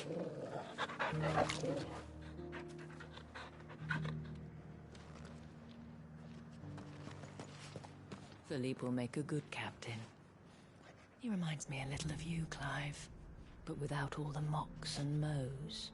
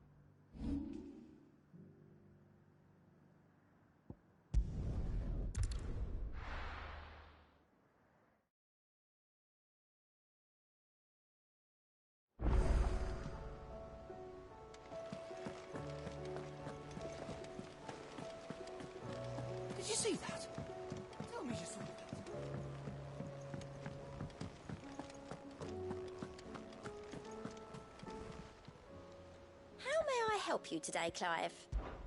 It's not true.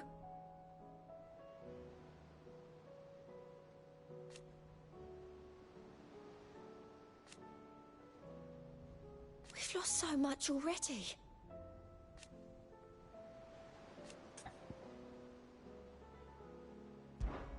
Is everything we've received and everything promised? All yours.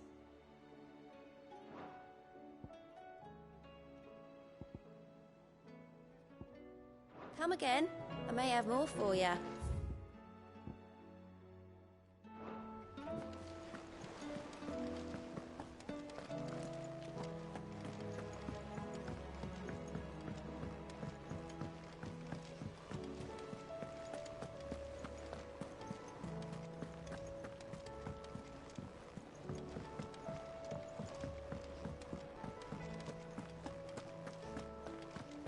Did you see the pair that got hauled into time?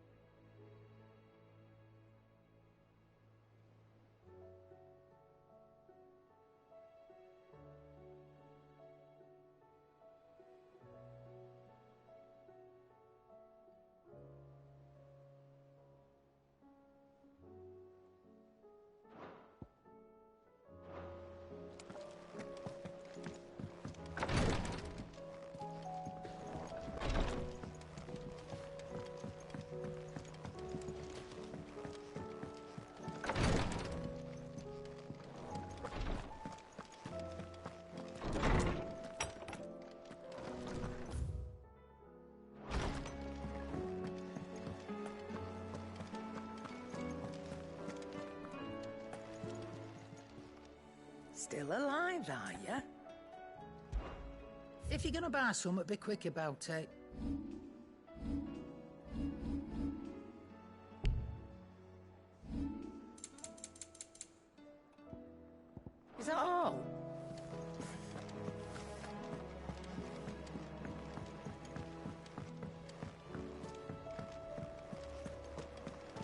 I'd be happy to tell Otto everything that happened. But I know he appreciates it when you spare him the time.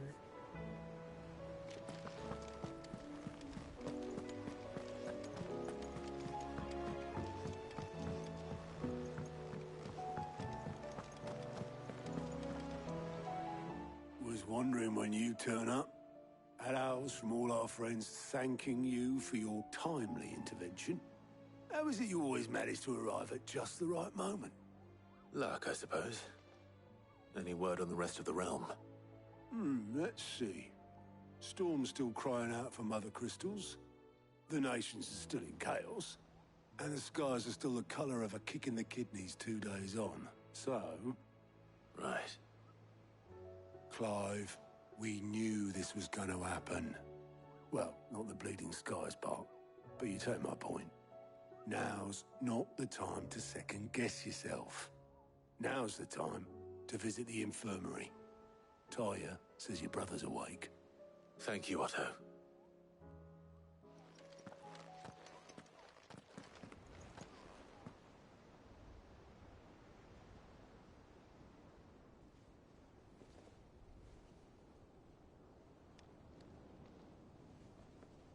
So it was not Sylvester, but Olivier who served as Ultima's puppet.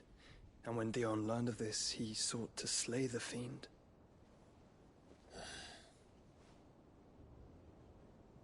Only for his father to take the spear that would have freed him. Enough to drive a man to madness. Small wonder he hasn't stirred. I would be afraid to wake. Had I but reached out to him sooner, warned him of the threat Ultima posed.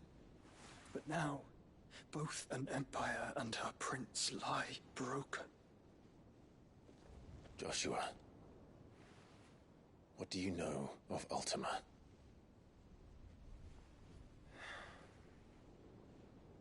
Very little, I'm afraid. Despite my best efforts. 18 years ago, as I lay buried beneath the rubble of Phoenix Gate, it was not death who came for me, but another. And it was while in my rescuer's care, I first heard of Ultima. I've been chasing his shadow ever since. Ultima is driven by some deep, dark purpose, and for whatever reason, it would seem you are crucial to his designs. He will stop at nothing to have you, even if that means toppling an empire.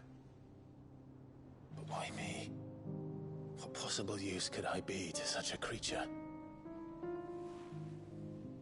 That is one of many answers that have eluded me. Yet, I am certain of this. It is not mere chance. You were chosen for a reason. All dominants carry within them the might of an icon. Nigh limitless power that is at once acutely limited. I wield fire, and only fire. And I only ice. 8 wardens for 8 elements. But you, Clive. You are different. You're special. Your abilities begin with the flames of Ifrit. But they do not end there. The fact Ifrit can even exist goes against everything we thought we knew of dominance. Perhaps Ultima has been waiting for one such as you, whose potential is truly limitless. I've encountered that thing several times now. If it or he, as you say, needs me, why hasn't he claimed me as he did the boy? Were I to hazard a guess, I'd say the two of you are somehow incompatible. His mind not properly attuned to your body. His mind? Mind, awareness, spirit, call it what you wish. But I believe Ultima to be an embodiment of the concept.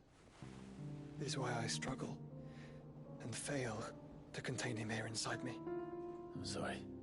Inside you?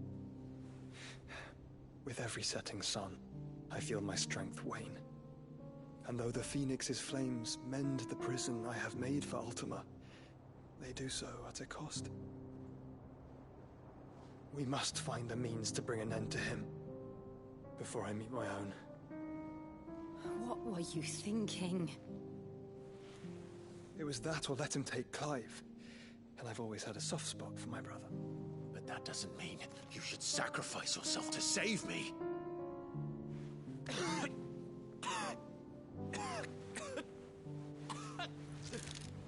Joshua! Clive! It's Gav! There's an army of Akashic at the gates of Canver.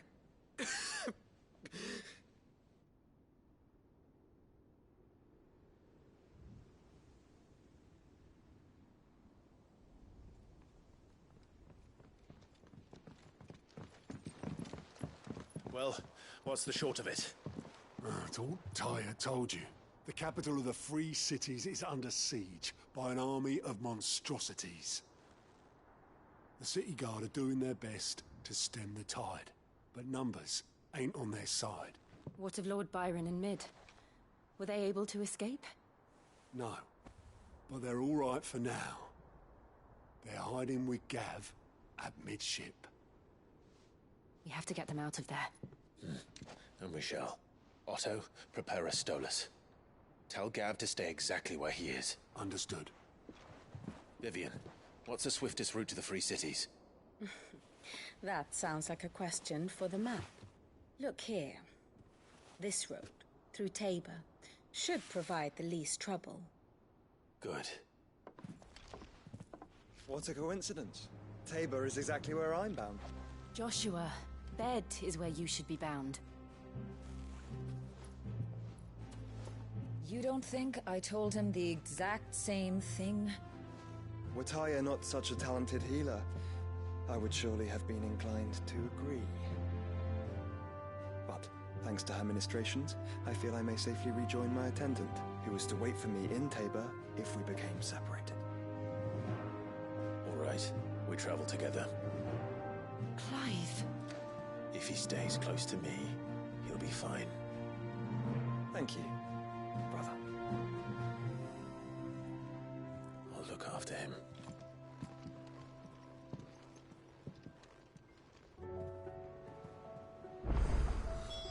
My attendant was with me in the Dominion before I primed.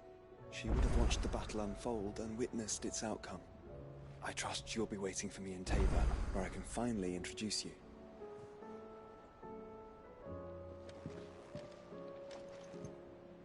What will it be today? Allow me to educate you. One must understand one's place in the world.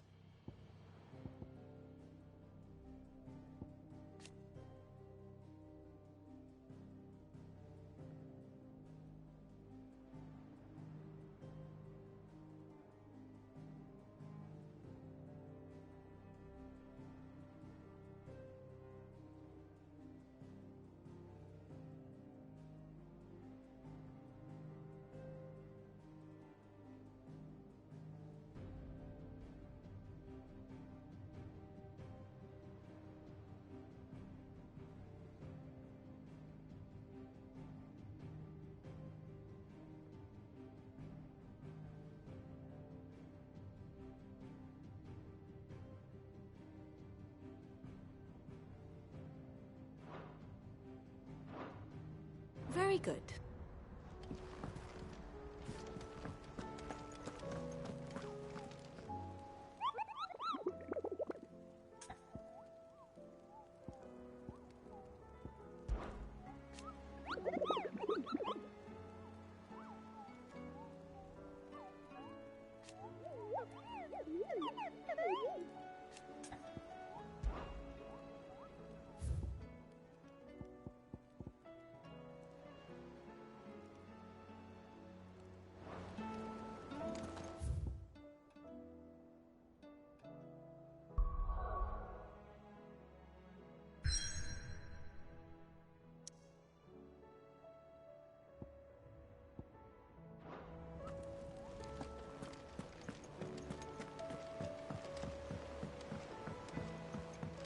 Did you see that?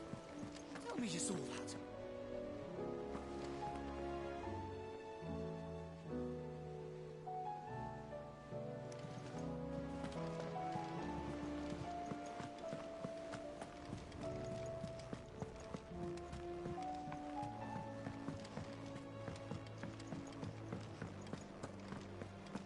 Seems the hideaway's lost its appetite. Oh, that blasted book! Here, you put me in this situation, Clive. You can bloody well get me out of it. I need a hand with a recipe. Are you sure it's me you're looking for? I'm not much of a cook. I'm all the cook will be needing, thank you very much. What I want from you is a little of your time, right? Oh, and perhaps your sword. You remember Ivan's stew, right? Well, despite the look of the thing, and that awful stench, people wolf it down. So I thought I'd try making one of these supposed masterpieces myself. Had a peek at the book and gave it a go, but, well... It wasn't as straightforward as you'd hoped? Ivan had the same problem. Yeah, but this is my blimmin' kitchen, and I will not be outdone. So if you don't want to be seen as playing favourites, I suggest you lend me a hand. I've never been one to play favourites, Molly. And I would be only too happy to lend you a hand. So, what's on the menu this time? A fried mortress of skyworm. That's one heck of a name, innit? Recipe seemed easy enough to an old hand like myself. Thought I'd followed it to a T. Only, turns out skyworm livers and drake's mint are not what I thought they were. At least I hope they're not, given the rancid mess they made. Ivan said the recipes in the culinary pilgrimage date back centuries. Who's to say the ingredients even exist anymore? Well, that's a question for a scholar, wouldn't you say? Perhaps you know of one? Kindly old fella who haunts the shelves, maybe? Fine. I'll go and speak to Harpocrates. Perhaps he'll know something. And if he does, I'll see if I can find your ingredients for you. You do that. Lest we forget, you've got a reputation to uphold.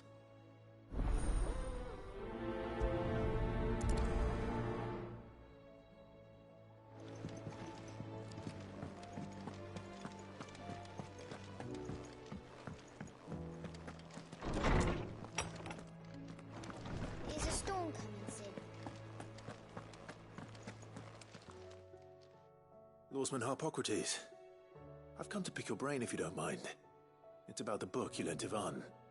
Ah, Valisthea, A Culinary Pilgrimage, a classic. One of my favorites, in fact. The young man did a wonderful job with the Chance's stew. I do hope we shall be able to sample more such marvels in due course. That's actually why I'm here. I don't suppose you know where I might find skyworm livers and drake's mint. Ah, so the fabled Sanbrequois delicacy is next on the menu. Delightful. The descriptions of fried mortress never fail to make my mouth water. Now, skyworm is a somewhat antiquated name for the wyvern, their ground livers being the paste from which the mortress is made. Dragon livers. How very Sanbrequois.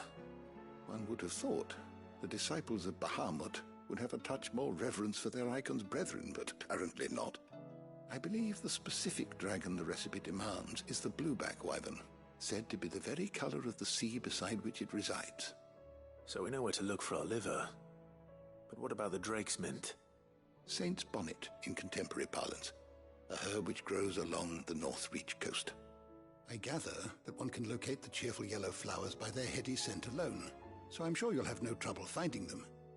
I may add that people once believed game was best served with the flora that sustained it in life, in which regard fried mortress of skyworm is undoubtedly a typical dish of the time. Meaning that if I find one, I find the other. To Northreach, then. Best of luck, Clive. And do save me a bite once the dish is complete.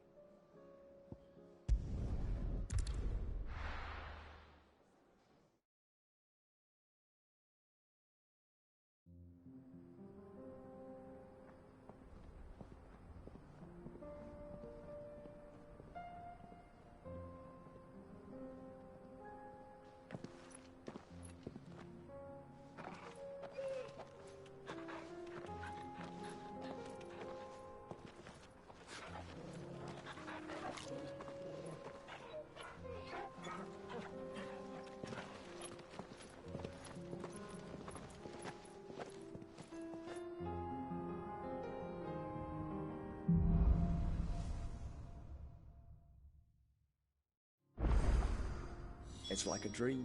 The four of us out walking like we used to. Enjoying this, are you? Gav and the others could be in danger as we speak. You're right. I'm sorry. Yote is a fine scout. If Campbell was attacked, she will already have begun gathering information. Tabor isn't far. We should pick up the pace.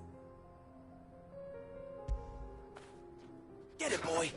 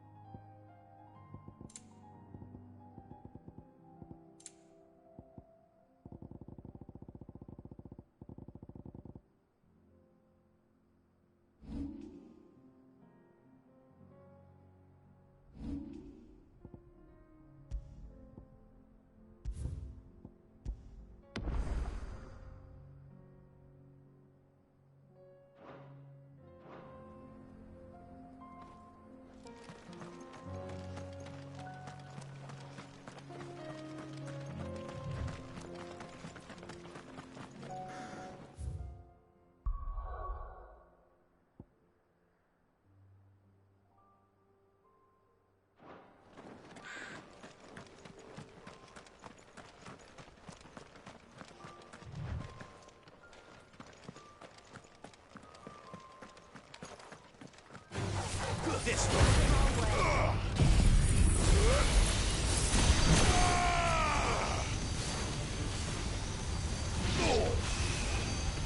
All yours, Torvald.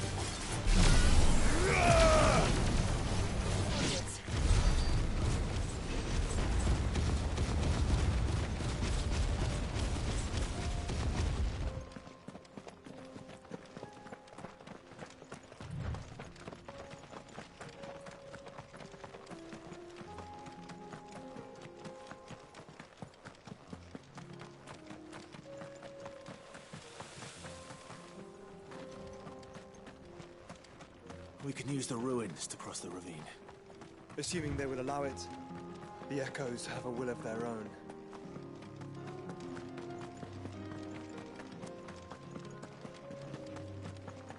We're not alone.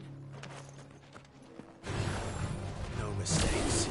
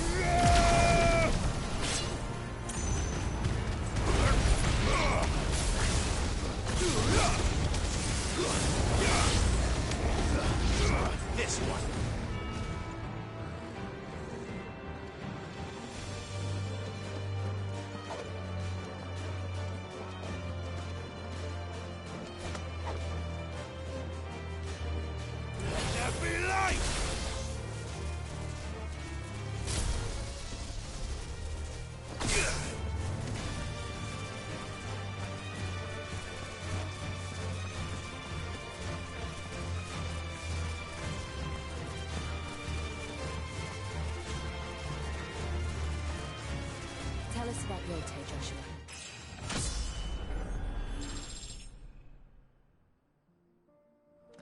She's strong-willed, loyal, and deadly with a blade. Much like Clive, but with better manners.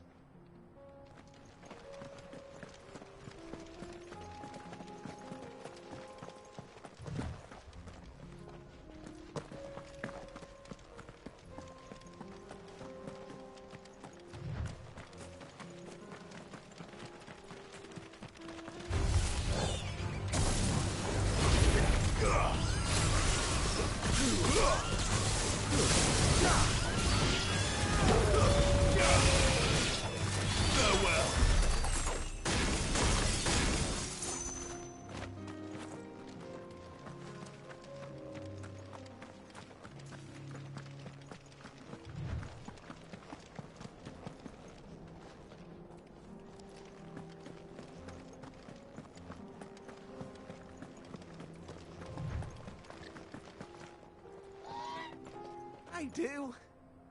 Where are you off to now, then? Bound for the Free Cities, perhaps? Oh, no need to say if you'd rather not. We all have our reasons. Ain't exactly feeling like sharing with strangers myself at the mo. Truth be told, I could do with a bit of inspiration. Don't know which way to turn no more. Was doing a roaring trade back in Oriflamme. Right up into the poor Drake lost her noggin. So, thought I'd try me luck in the desert. And the Fang went the same way. And don't get me started on the mess in the bloomin' Dominion. Suppose I could try Camber next. But knowing my luck, the old place be crawling with the works before I'd even set out me stall. But as I always say, where there's crisis, there's opportunity. The opportunity to mince Gil, that is. So, where to next? Is there any money to be made in Ash? Do orcs even carry Gil?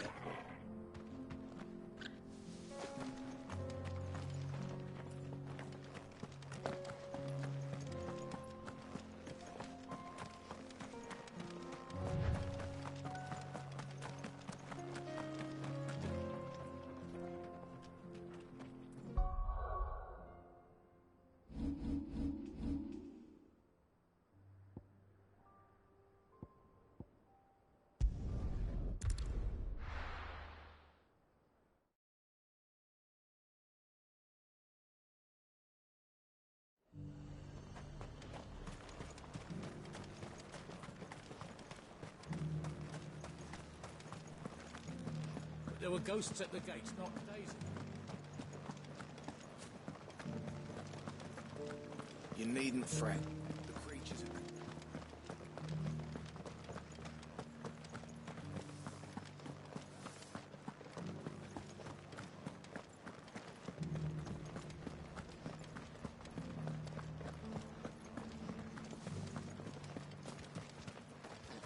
To the meadows, then.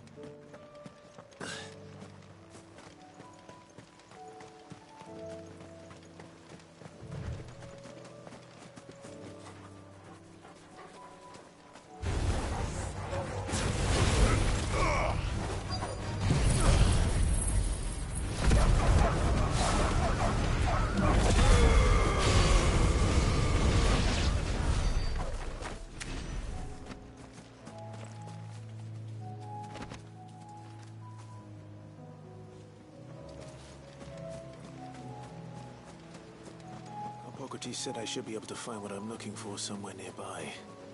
Bright blue dragons and bright yellow flowers.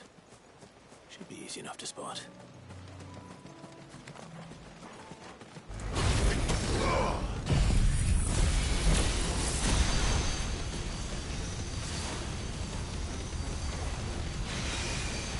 This must be our wyvern. Right. Let's get this over with.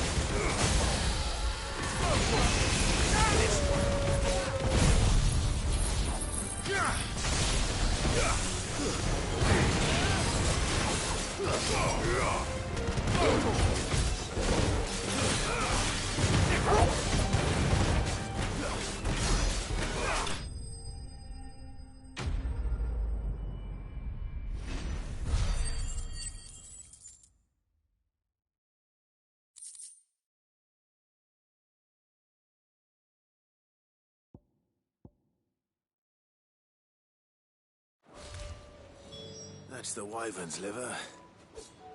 Now I just need to find the herbs. Bright yellow with a heady scent.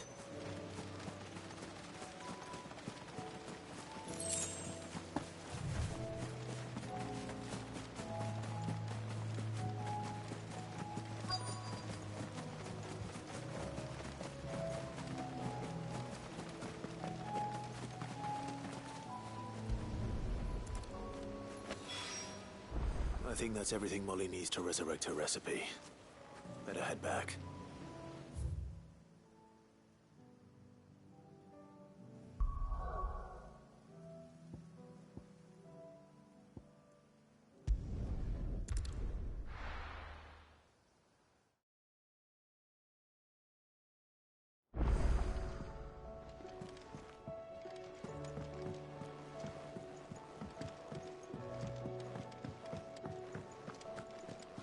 Seems the hideaway's lost its appetite.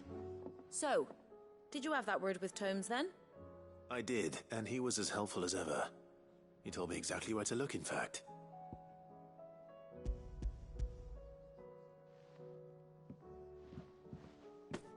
And what precisely will I be cooking up? Or is it better not to know? Blueback wyvern liver. And, a herb known as Saint's Bonnet. Ah, wyvern livers, was it? Well, at least it weren't actual worms, I suppose. Now then, you stay right where you are. I've got some cooking to do. Let's hope these grand old chefs of yore knew what they were on about.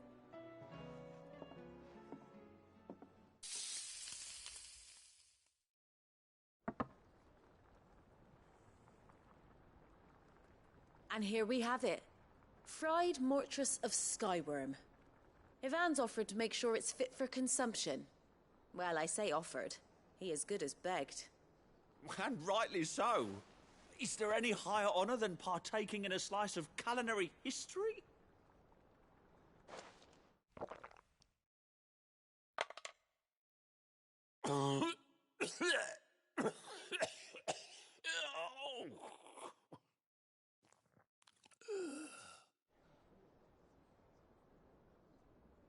So, not fit for consumption then? What witchery is this? The crackle of the crust gives way to an almost violent richness. Yet, it is the piquant kiss of the Saint's Bonnet that tames this savage dish. It is a tour de force. A force of nature, even. A maelstrom of flavour and sensation. A graceful beast emerging from centuries of slumber. I think he likes it. Well, I can't quite tell with all that nonsense he's talking. But I reckon you might be right. It was decent then, I take it. Decent? It's remarkable. And I defy any man to say a word to the contrary. Cid, might I suggest that you command a party of your finest men and women to procure a dozen blueback wyverns forthwith? I'll give it some thought.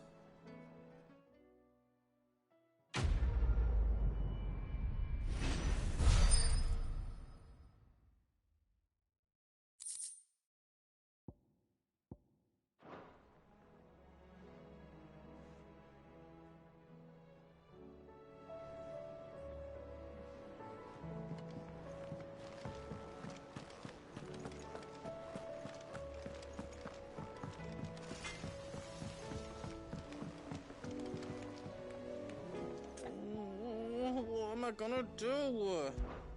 Oh.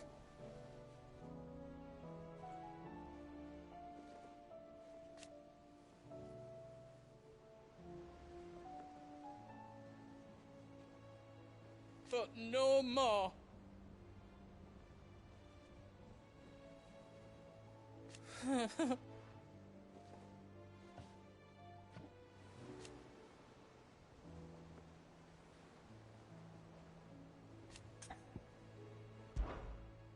Is everything all right, Goots? You seem more discomposed than usual. Oh, I don't know what that means, but I'm in a bit of a muddle. Oh, I think Nan might be in trouble, and she's... It's all right. You can tell me.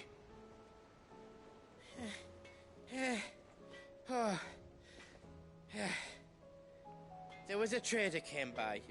One of our usuals, like. Said he'd heard some rotten rumours about her down Dallymill Way. Folk are saying she's been selling to bandits and cutthroats and that. I mean, she's fond of a chance to make a coin or two, aye, but she'd never do business with baddies. Especially not the kind who go hurting people who haven't done out. I wanted to ask her about it myself, but I'm scared she'll give us a tongue lashing. She'd never give your tongue a lashing, though, would she? Don't worry. I'll speak to her. Oh, thanks, Clive. You'll let me know what she says, won't you? Of course. I'm sure it's all just a misunderstanding.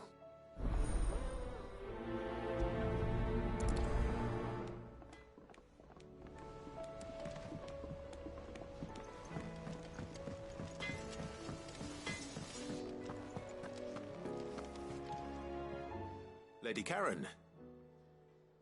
How's business? Not nearly as foul as the weather. You're doing good trade, then? Both in and out of the hideaway? Can't complain. Wait. What exactly are you getting at? Not once in 5 long years do you pay my affairs half a care, but here you are today, raking me over the coals like a bloody popoto? Just asking. Out of interest. All right. I'm here because I was told that certain rumors have been circulating. About you selling weapons to brigands. Oh, are you?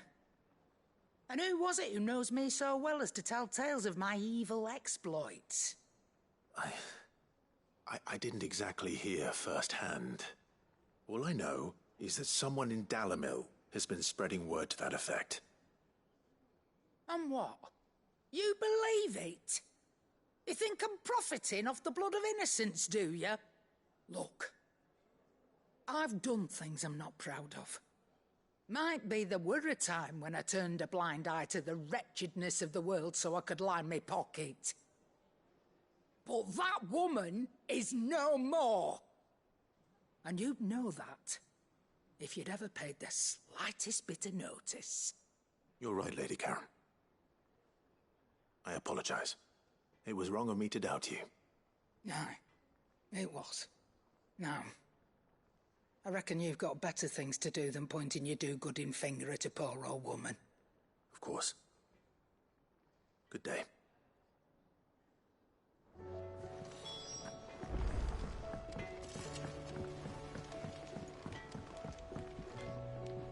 I spoke with Lady Karen. What did she say? That the rumors were unfounded, and that I was a fool for thinking they might hold any truth, along with some other things that made her feelings clear.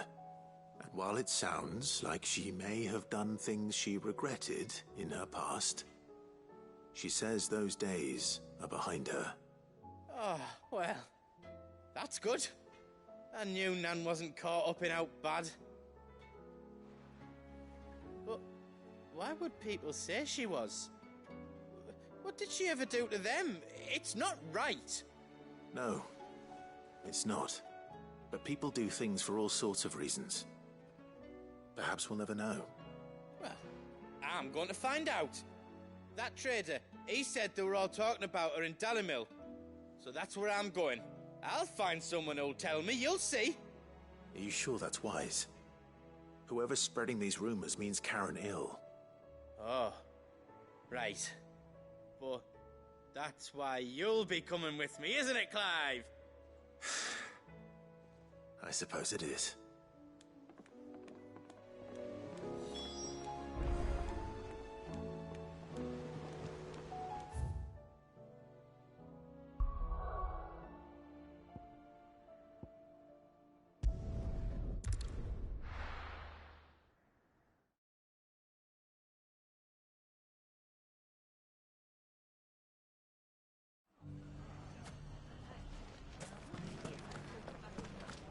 The bandits, maybe. It shouldn't be too hard to find goods. The gentleman of the town guard.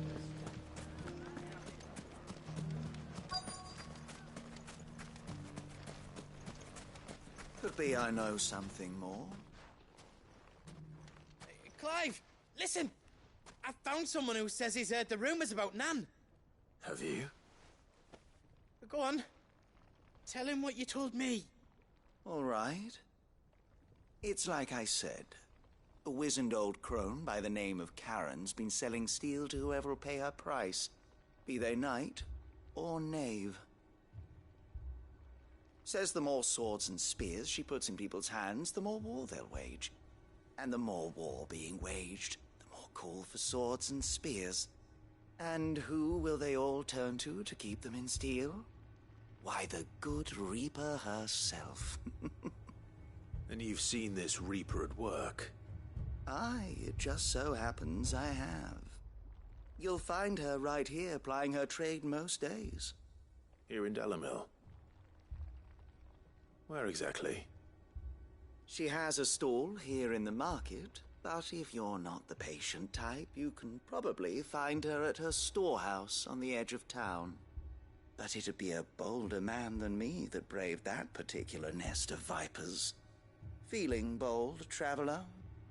I hope so, for your sake. Now, if that's all, I have places to be. Sorry to have kept you.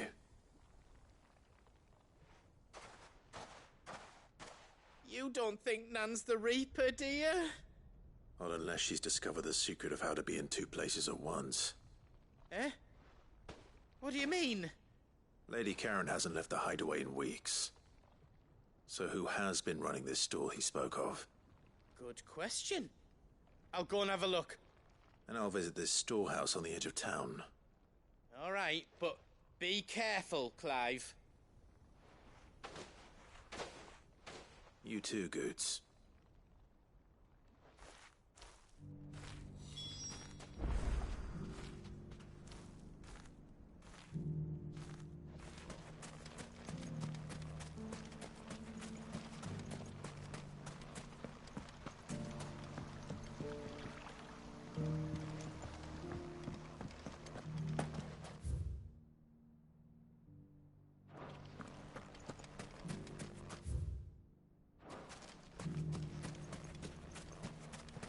Finest cell swords in Storm. Fuck!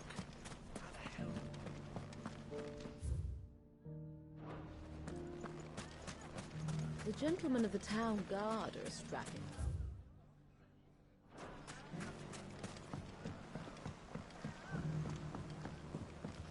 What a mess.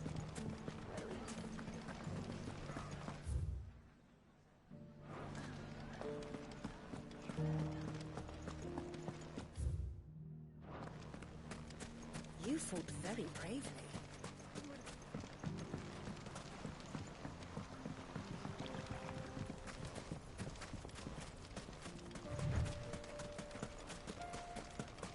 Time to brave the Viper's Nest.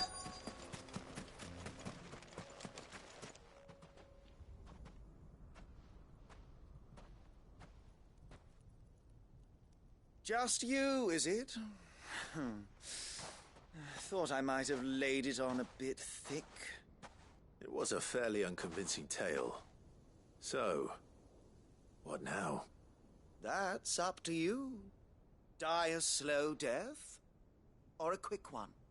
Boys, he's all yours. But that sword is mine.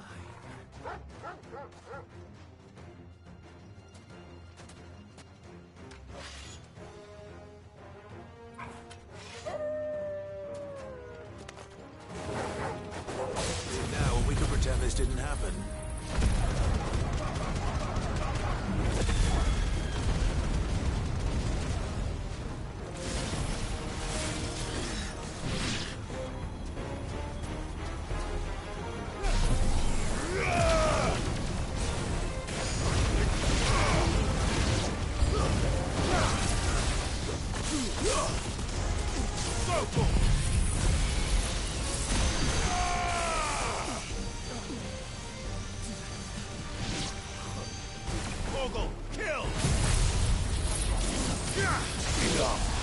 This one.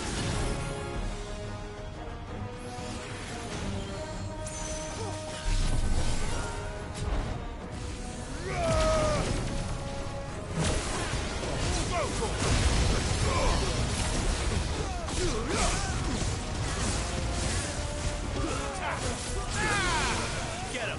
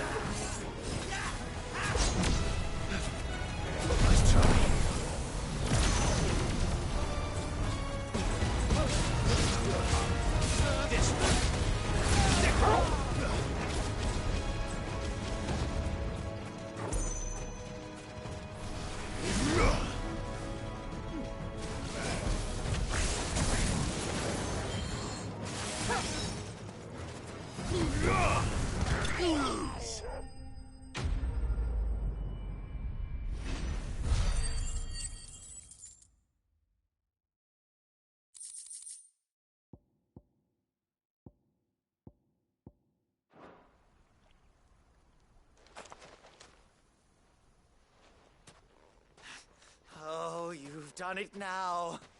Go on. Tell me what I've done. When the Borgwyn finds out you've killed his men, he'll have your head. He only wanted that bull of a manservant, the dim one always clinging to Karen's skirts. You weren't even supposed to be here. Who the hell are you anyway? What were you going to do to him? The Borgwyn wanted him to get to Karen. I was only supposed to point the lamp in the right direction once he arrived in Dalamil.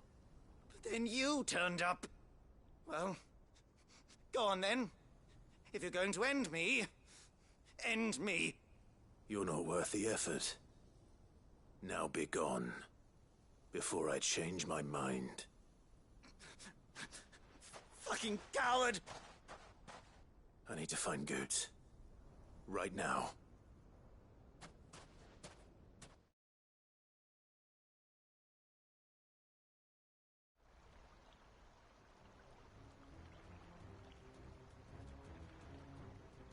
Get your filthy paws off me, you naughty-pated lout! Stop calling me names! And stop spreading them horrible lies about Nan! Well, that will be easy enough. For they are not lies. Every last word is true. And she must pay for her crimes in blood. Blood? Goot, are you all right? He's gonna kill Nan! He said she had to pay in blood! After what she did, it is only right. She ruined my life and the lives of countless others. That loathsome harpy's very existence is a crime, and I will not allow it to continue. Goetz, was it? I have no quarrel with you. Only with your employer. Run along now. You need not pay for her sins. No. No? I don't care what she did. I won't let you hurt Nan. Promise me you won't hurt her, or I'll kill you myself! Goetz, no. Enough, all of you!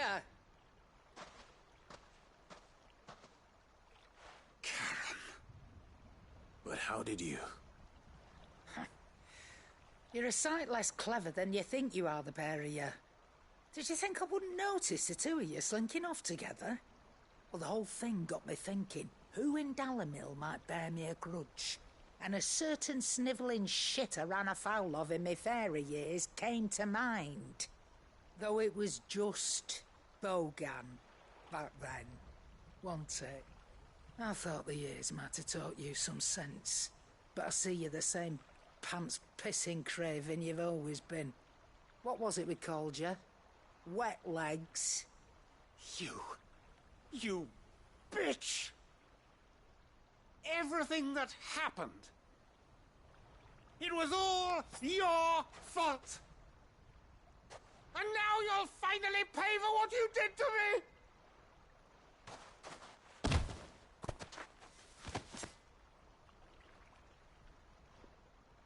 Goose, you... If you want a piece of Nan, you'll have to go through me. Fuck! You great galoot. Out of the way, I can handle this myself. So, wet legs, you remember what you told me when we last met? An eye for an eye. Wise words, wise words. And now, it's time to collect.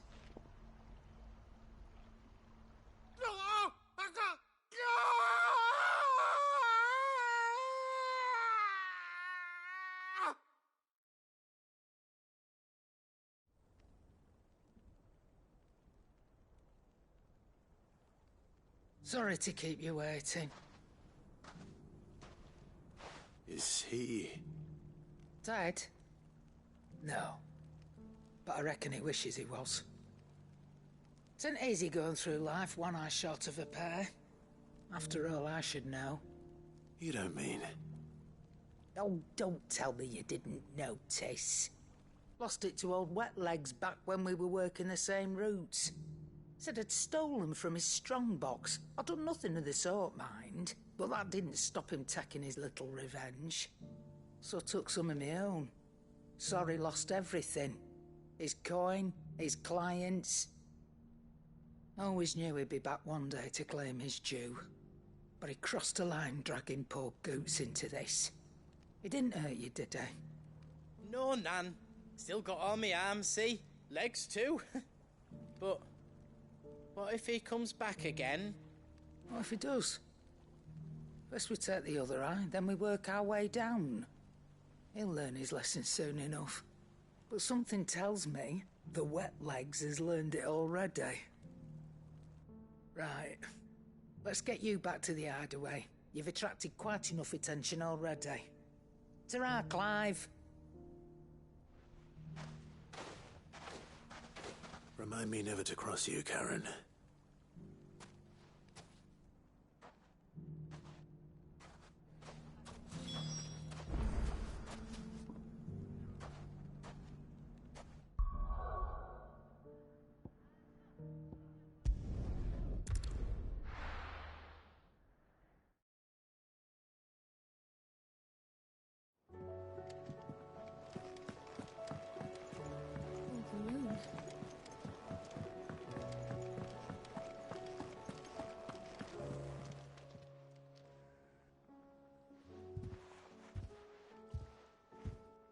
Nothing like a dish of cold vengeance to foul the gut.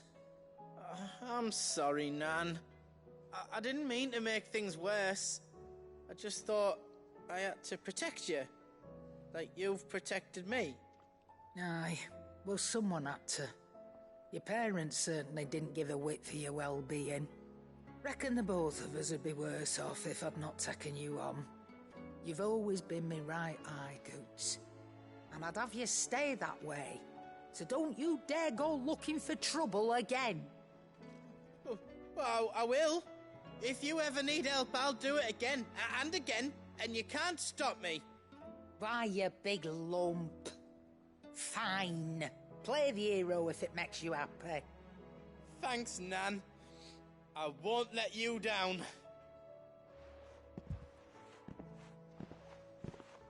There's nothing he wouldn't do for you. That's as maybe. But if he's ever to make his own way in life, he'll need to start looking out for himself as well. Till then, he'll need people to watch his back, just like you did in Dalamil. Don't think I didn't appreciate that. Of course. His family. Stop it. You make me one good eye, mister.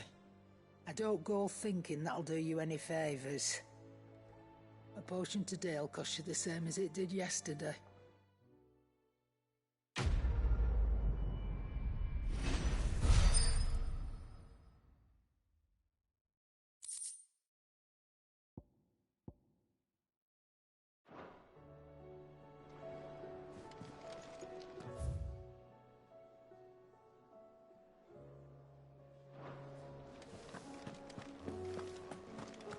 Seems the hideaway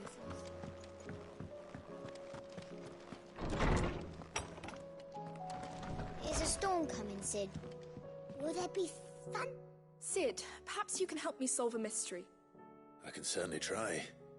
Who's gone missing this time? It's not who, but what. Mid-scales, the ones she made for her workshop. I borrowed them to teach the little ones about weight, and shortly after the lesson, well, they vanished. My first thought was that they'd taken them off somewhere to play, but when I asked, they swore they had nothing to do with their having disappeared.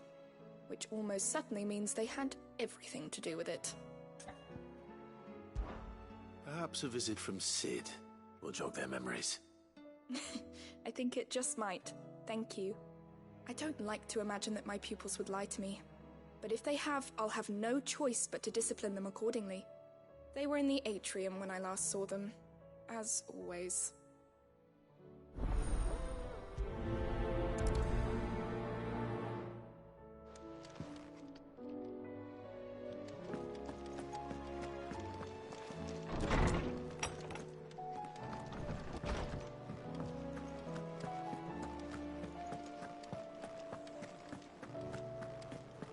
See the pair that got hauled into time?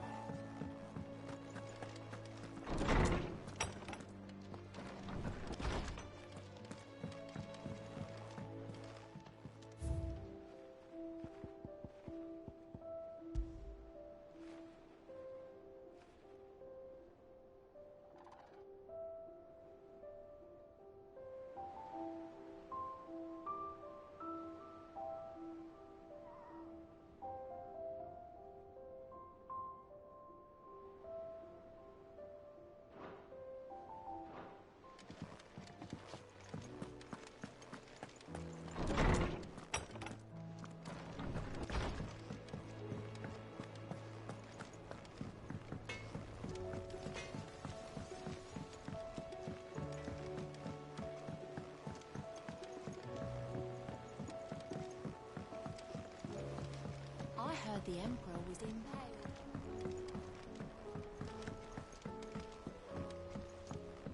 We're all gonna die! You hear me? What do you reckon we should do? I say we should just tell Miss...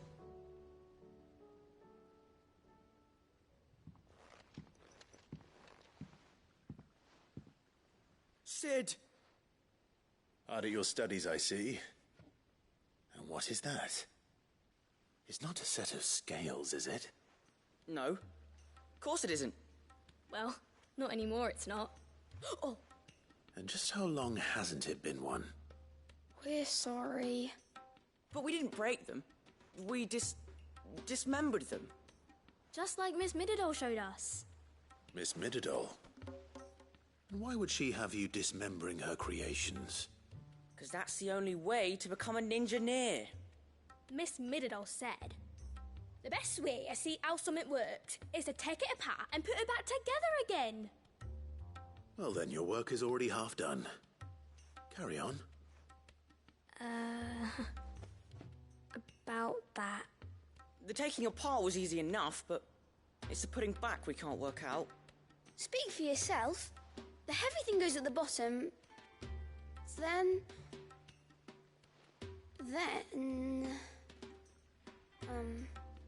You three need to learn to take responsibility for your actions. So let's have a look at these parts with fresh eyes, shall we?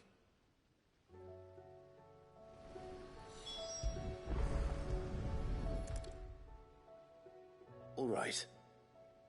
Everything here was once part of Miss Mididol's scales. Every piece has its own role to play, and each is just as important as the others. If even one of them is missing, the scales won't work. So let's think about what those roles might be. You already know one of the pieces. The body. Its role is to support everything else. But what of the others?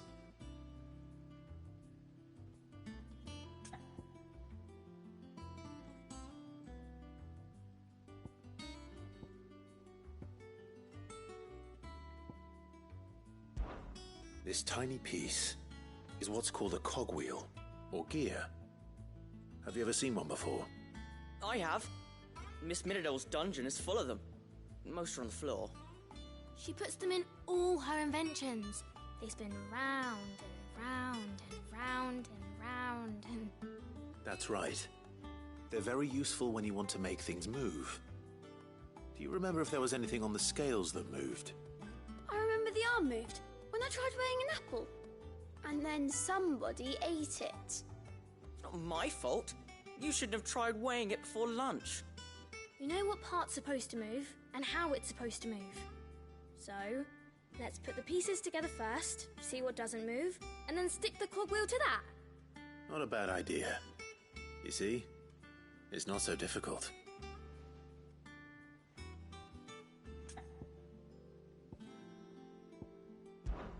This is called the arm. Why do you suppose that is? It doesn't look much like an arm. You're right. It looks more like a wing. Like a chocobo wing! You've ridden a chocobo before, haven't you, Sid? Will you teach me to ride one day? I'll think about it. Now, what do arms do? Hold things. So wait, maybe this arm holds things too? Good thinking. You're on the right track.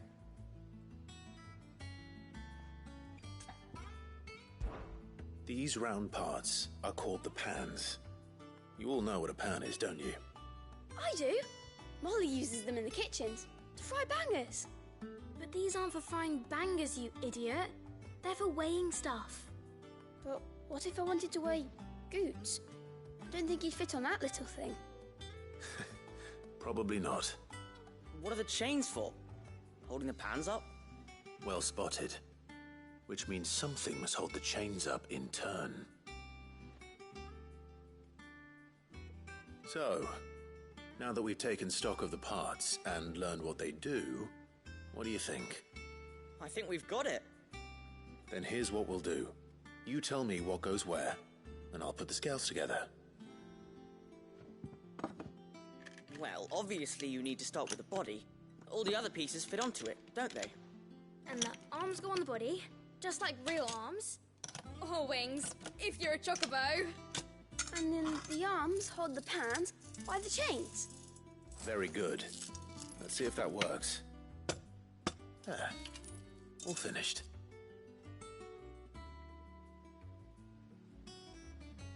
Yes! We did it! Well, with Sid's help.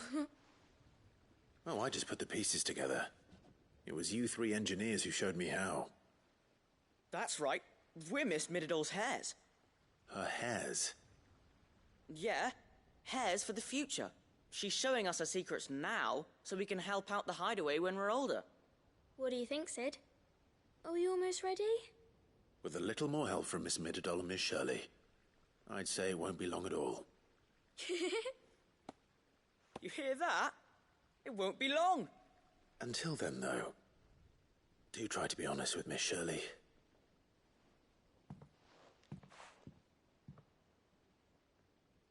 Hey, look! We never used the cogwheel. You don't think Sid forgot about it, do you?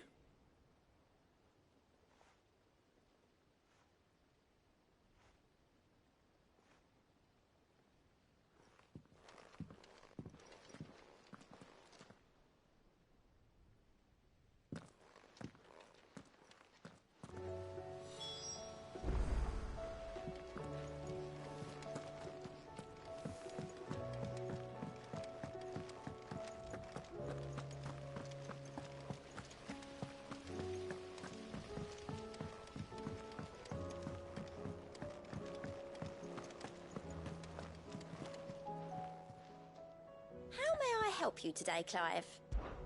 Come to claim your just desserts?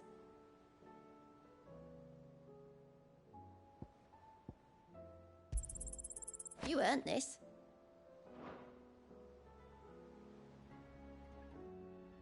Come again. I may have more for you.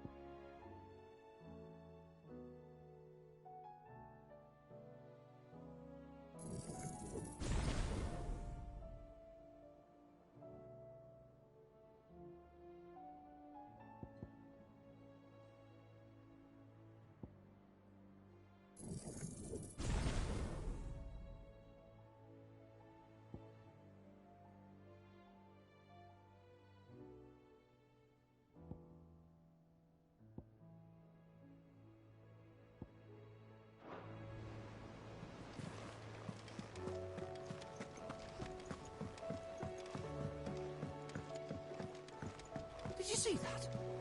Tell me you saw that.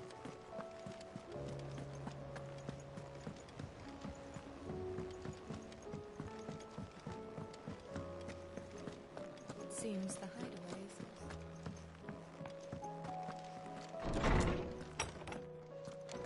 Is a storm coming, Sid? Will there be thunder? Well, did you solve the mystery? It was as you thought. The children had the scales, or the parts of them at least. They dismantled them to see how they worked. Oh, no, Mid will have my head. Thankfully she won't. This might even have been her idea. Although I was the one who ended up teaching the lesson. I'm so sorry, Sid. I know how busy you are. I shall see that the children are properly punished. Please, there's no need. Mid seems to have taken the three of them under her wing. She's even calling them her heirs. She'd have them follow in her footsteps. And her father's. I see.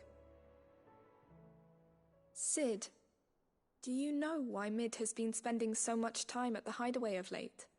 She told me it was because her studies have been interrupted by events in Canva. Is that not true? No, it isn't. The university offered her a commission.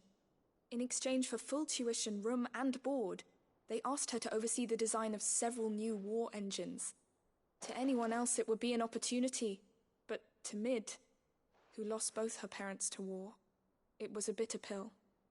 One she was none too keen to swallow. But that should come as no surprise. She's only ever cared about bringing people hope. The very last thing war can be said to do. Which explains her heirs. She's working to give them a better life. And so should I. What's the odd engineering lesson? Ah, you've given them far more than that. And I'm sure they're very grateful.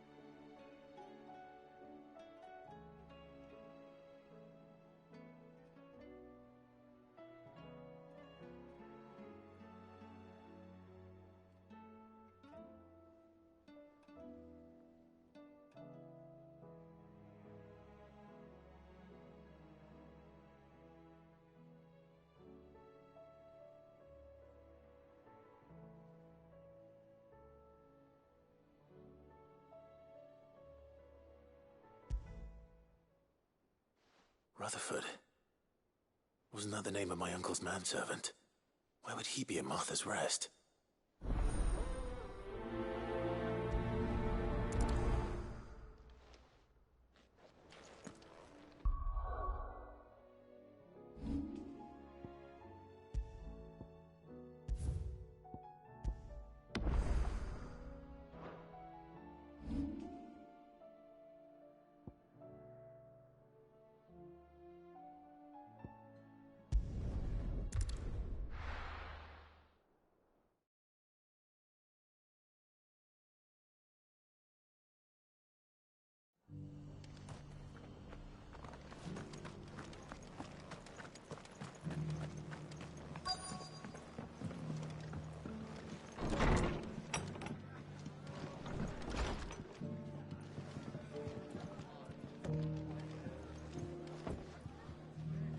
Heard the latest from Twinside. That the Empress is no more.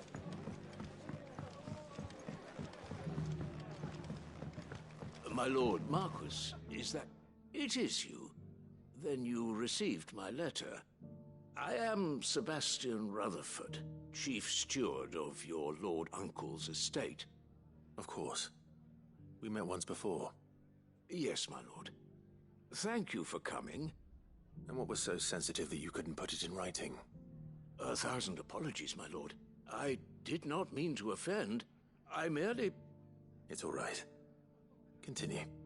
I am here at Martha's Rest, at the behest of your lord uncle, tasked with learning what I am able of the realm's current state of affairs. And what I have learned is grim.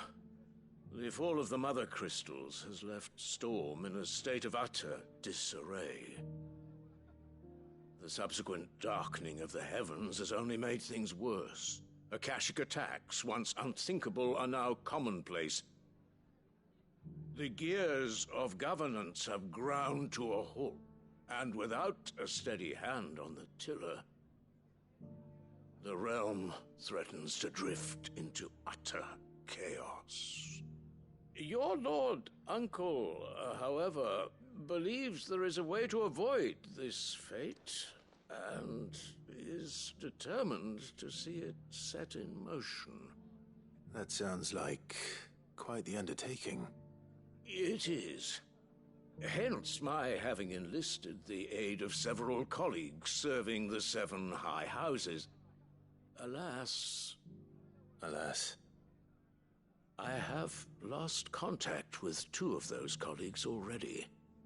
They are both able-bodied and trained in the sword, yet in these dark times, even that may not prove sufficient to keep a man safe on the road. So you want me to find them? I'll need to know where they went. One I sent to investigate the Republic, the other the old Imperial capital of Oriflamme. That doesn't exactly narrow it down. I suppose I'll start in Dalimil and work my way east. Thank you, my lord. I shall pray for your success and safety.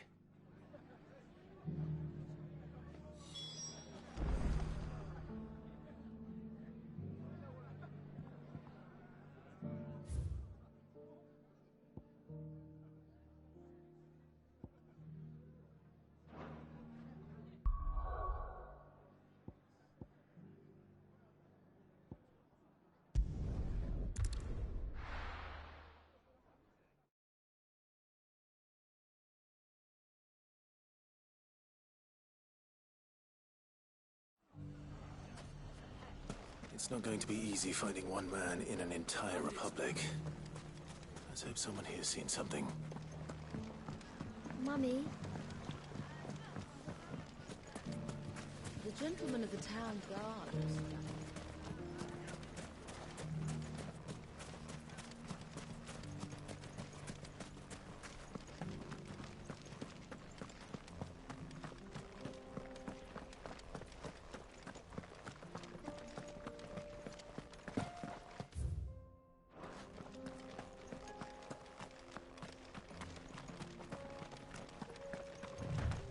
Someone's got himself in trouble.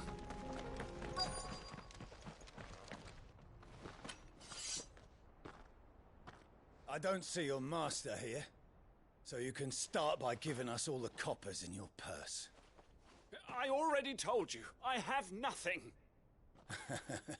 Then maybe we'll take that pretty outfit and the steel you're wearing. Please! These men are trying to rob me! I'll deal with this. Thank you. You that one's master, then? If you'd kindly pay the coin he owes us, we can pretend you didn't draw your blade on Republican soldiers. Or you can go back to your garrison and I won't report you to your captain. Oh, you're more than welcome to. He hasn't had many visitors since we slit his throat.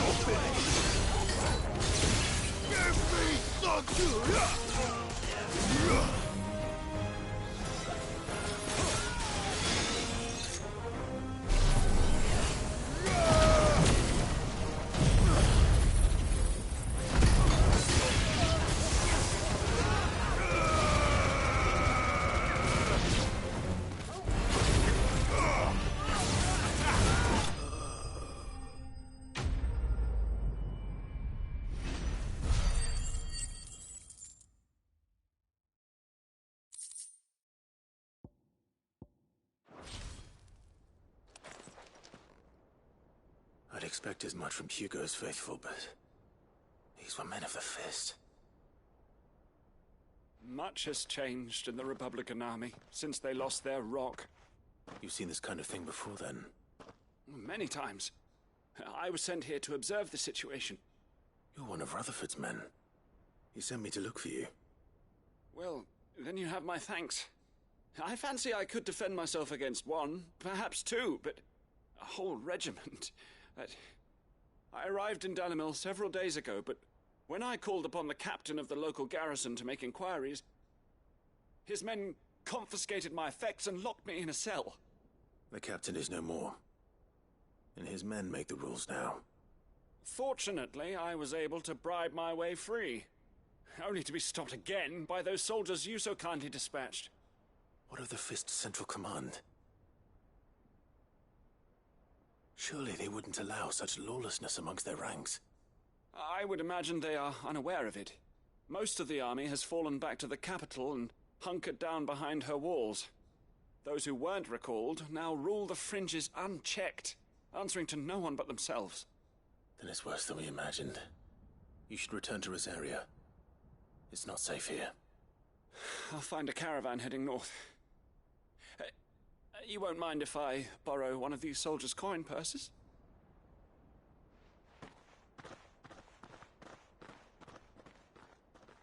Not at all. Now, to find this second associate of Rutherford's. If he was bound for Oriflamme, I'll start at Northreach and see if I can pick up his trail.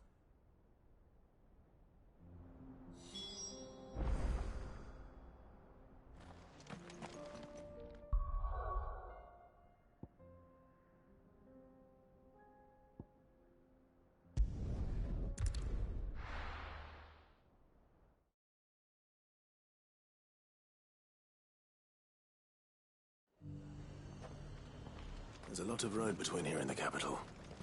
Rutherford's man could be anywhere.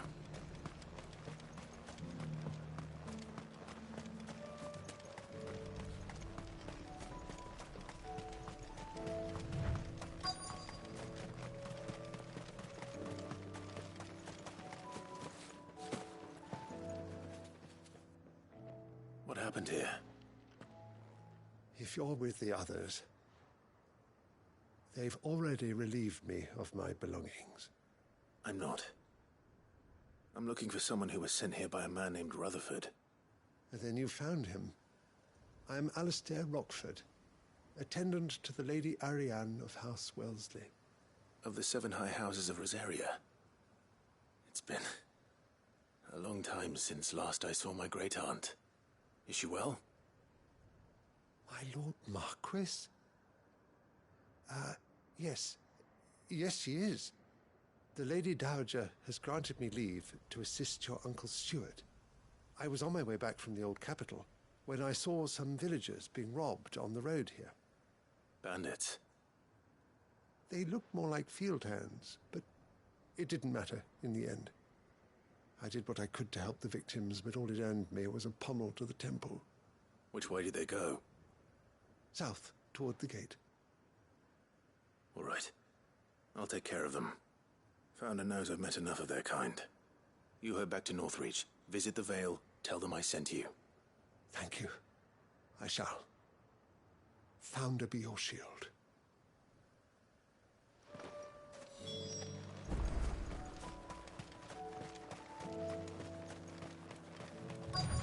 They just couldn't resist, could they?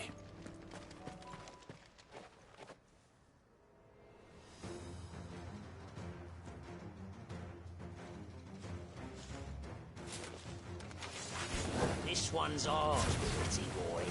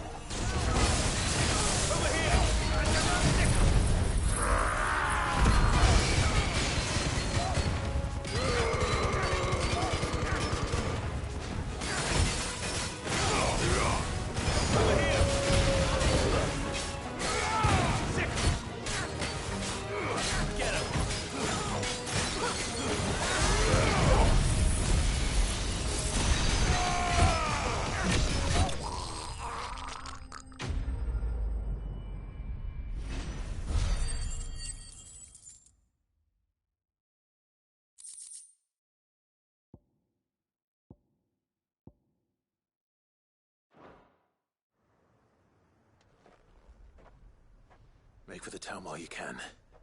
There may be more bandits nearby. You don't need to tell me twice. Many thanks, traveler.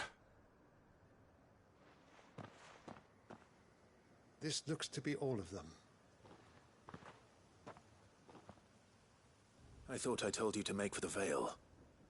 And stand by as ill might befall the heir to the ducal throne. It's just Clive, and I'm fine. Which is more than can be said for you. I will survive. Strange that the garrison wouldn't intervene in such a brazen attack so close to their gates. The garrison have their hands full inside the city. Some days they don't even send out patrols. There are few hands left to work the fields, and even fewer to transport the grain. The market stalls are nearly bare, and the price for what remains is exorbitant. It's not uncommon to see a fight break out over a crust of bread. When I said the ones who attacked me didn't have the look of bandits, I meant it.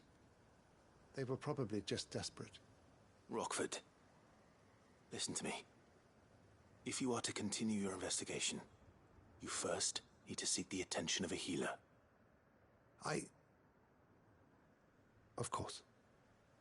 I shall return to Northreach right away. But allow me to thank you first. Had you not happened along, Don't thank me. Thank Rutherford.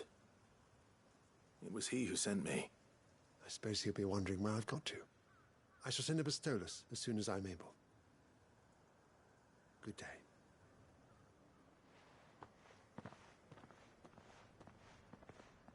My uncle certainly has his work cut out for him. If it isn't already too late. I should go and tell Rutherford that his colleagues are still in one piece.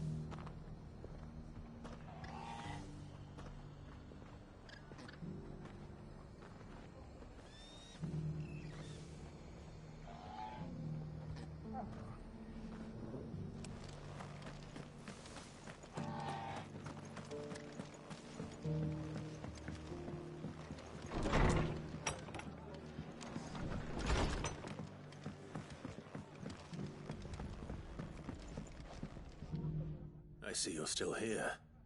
The Rest's location affords a constant flow of traders, and with it, a constant flow of information. Speaking of which, I received word from both my associates. They have resumed their investigations, thanks to you. I only happened to be in the right place at the right time. They both seem to think the realm's prospects rather grim. I am afraid that grim would be putting it lightly. Storm is in crisis, and if we are to free her, we must work quickly. And we must work together. Such is your Lord Uncle's wish.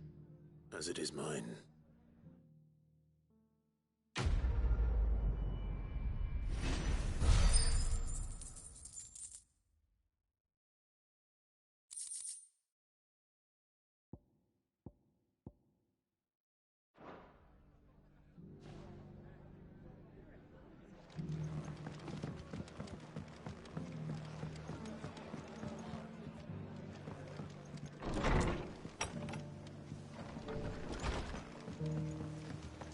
I'm all for making this town a welcoming.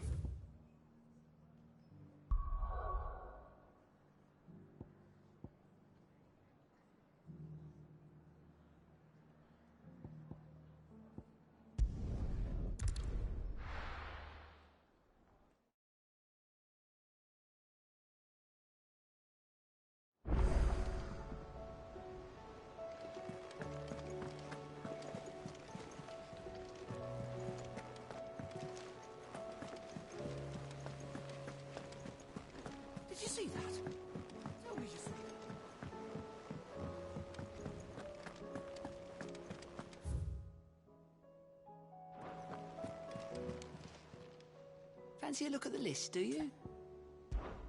Anything catch your eye?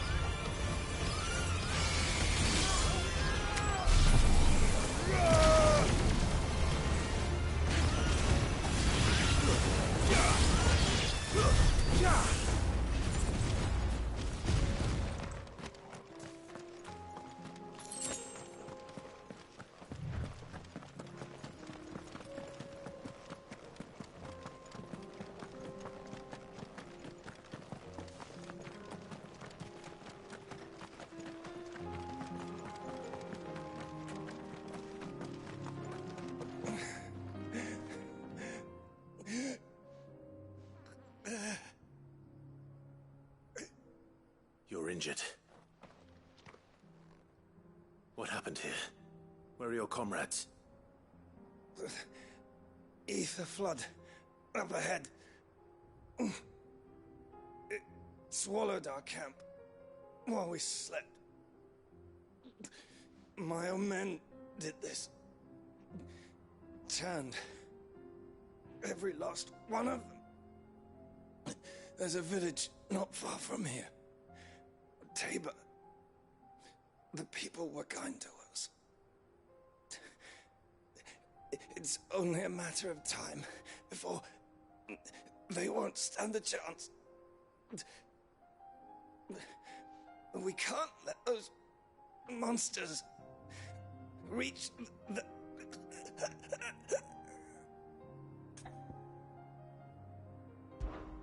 I'll go. You catch your breath. Thank you. Our encampment is up ahead. Just off the track. They must not reach Tabor. Forgive me, Lord Kuka. Rest well, soldier.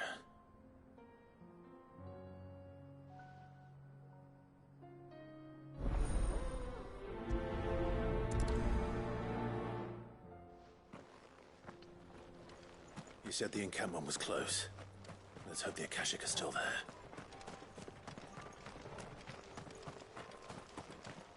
Another ether flood. They're everywhere now. We can't go around it. Then we'll just have to be careful.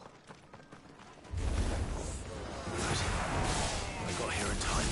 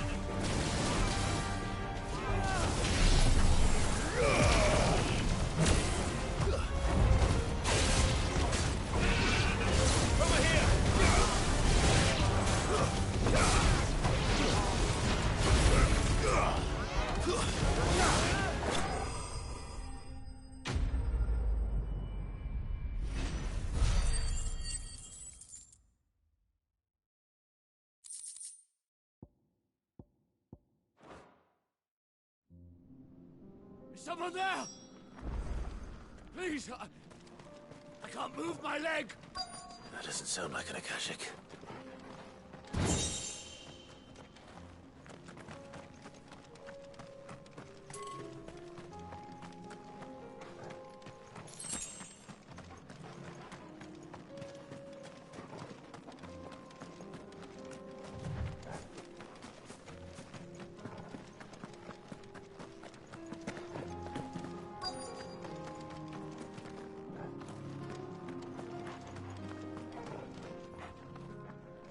With the battalion? I am. I heard the fighting. Are the others? Taken care of. One of your brothers in arms told me what happened and asked for help. Another survivor? Where is he? Tell me. His wounds were too deep.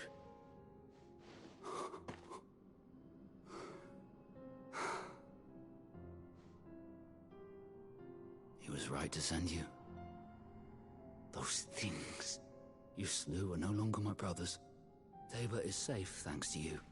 Here, you've earned it.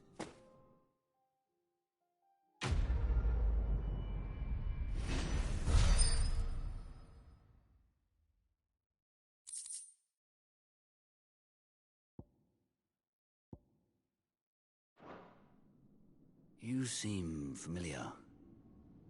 Have we met? You must have me confused with someone else.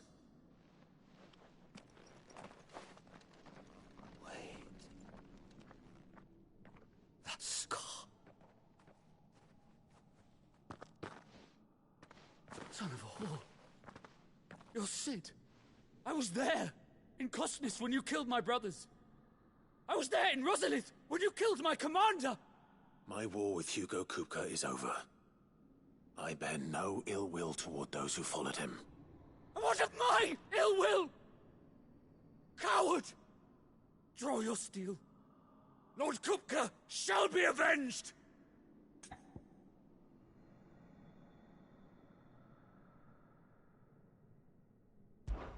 When your wounds have healed and your head has cooled, come and find me if you must. Though I hazard your life would be better spent in service of those who need it. Or have you forgotten your oath to the Republic? My oath? What would you know of oaths? I know how hard they are to keep. Which is why I'm giving you the chance to keep yours. No. I won't be deceived.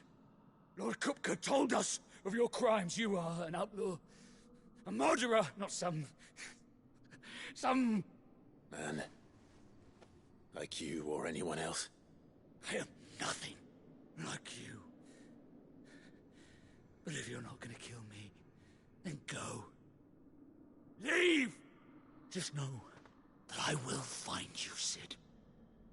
Someday.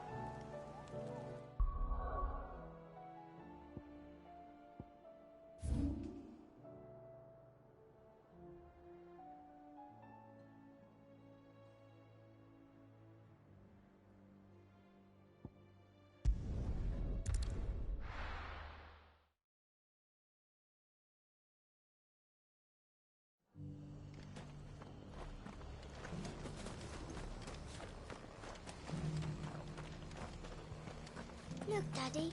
Shining so brightly. Isn't it pretty? Inn's full.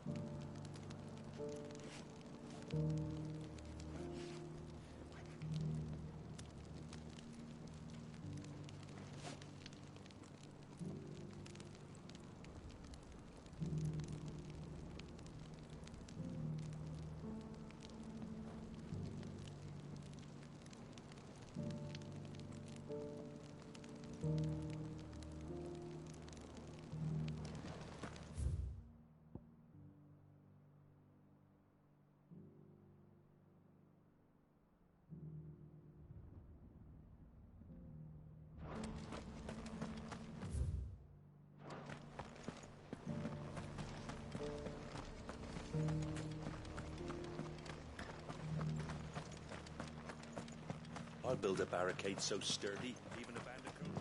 Scouts have reported seeing more Akashi.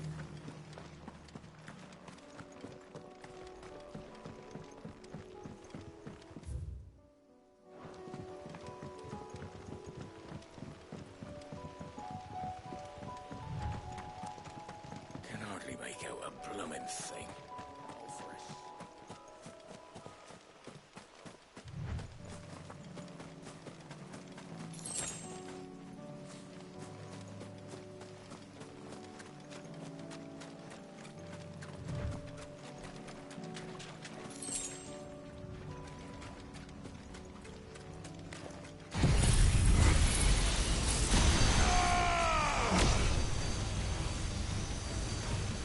No holding back.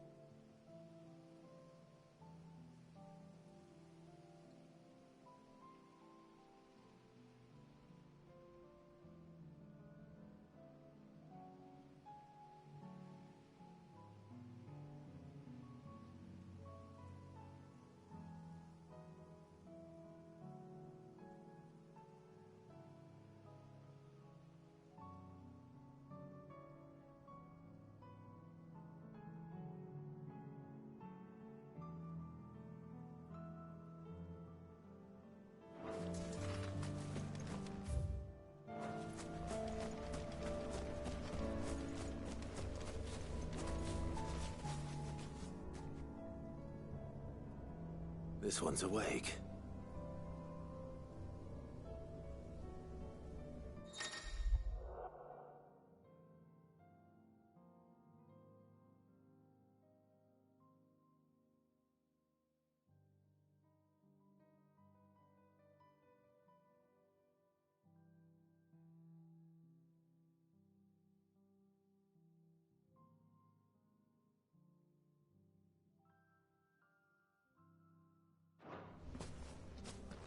Let's see what's inside.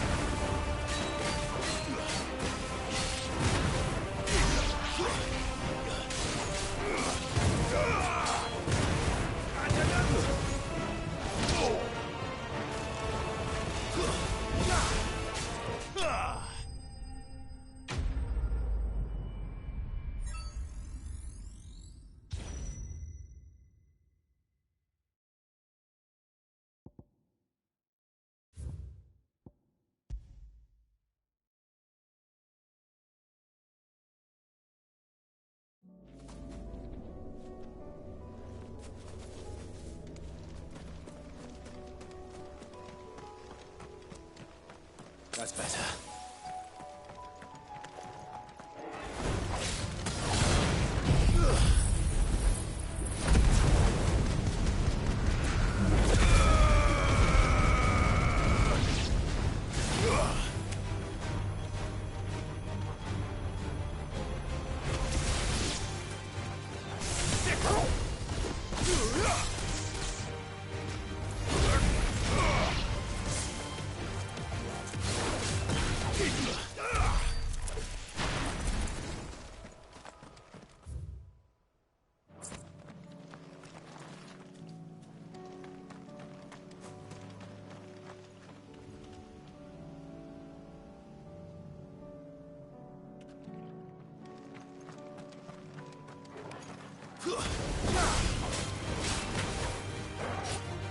Get him!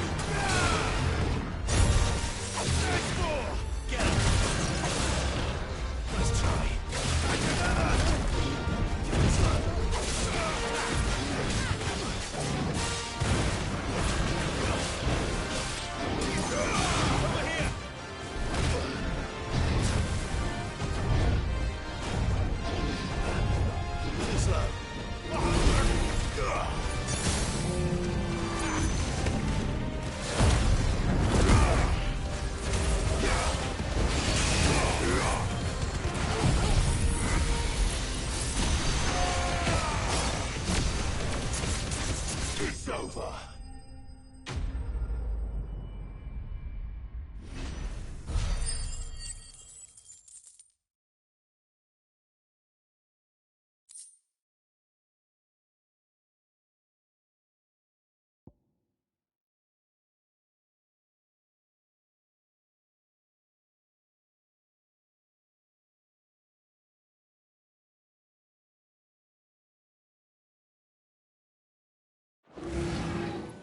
Well, the locals will sleep easier without him at their gate.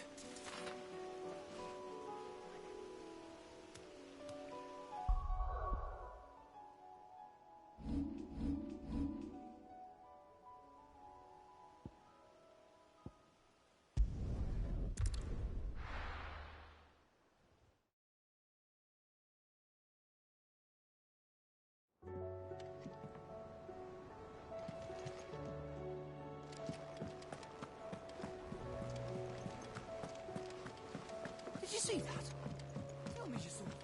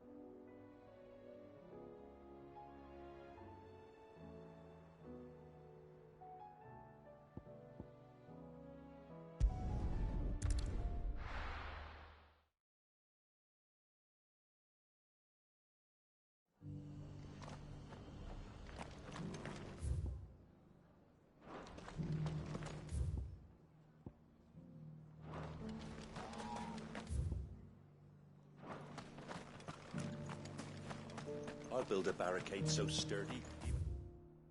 Bandit girls on.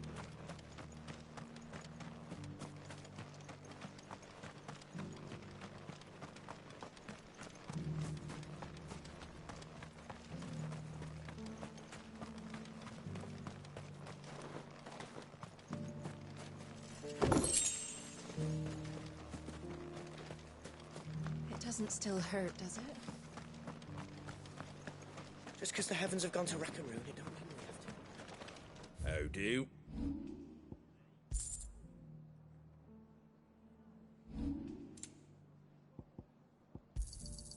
Much obliged. Nearly done.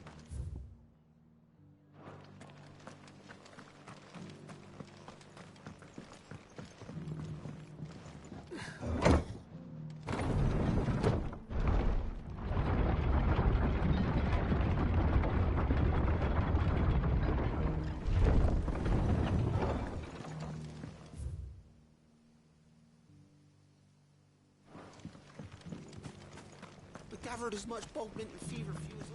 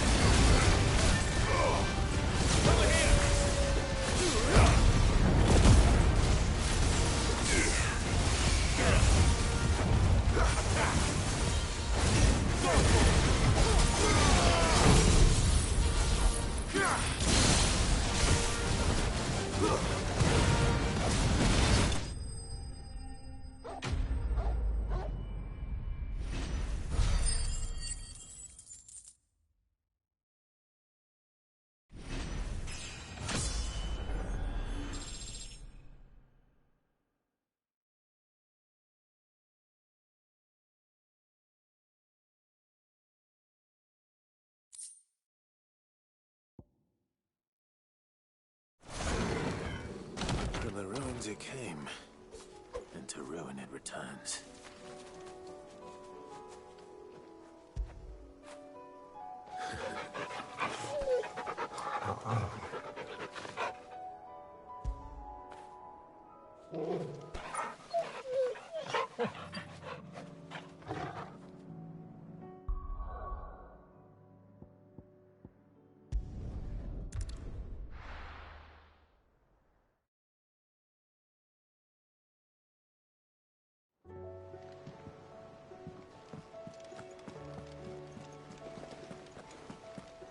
Did you see that?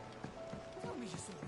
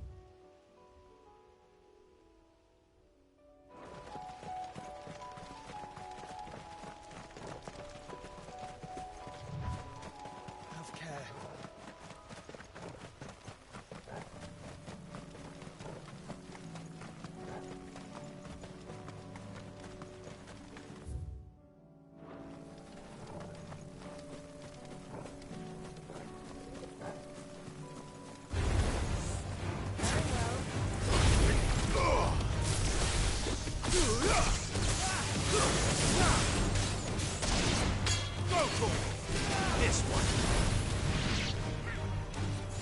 Bravo! Over here.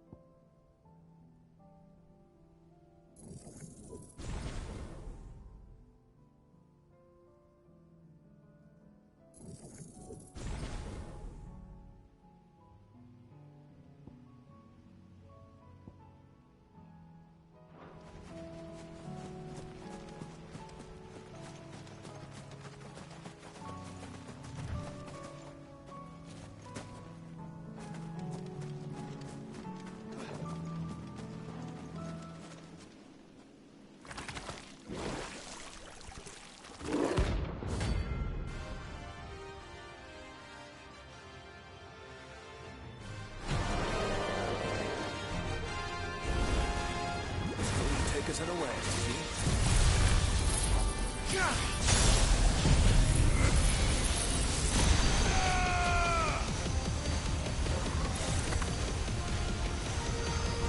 All yours, Torvald.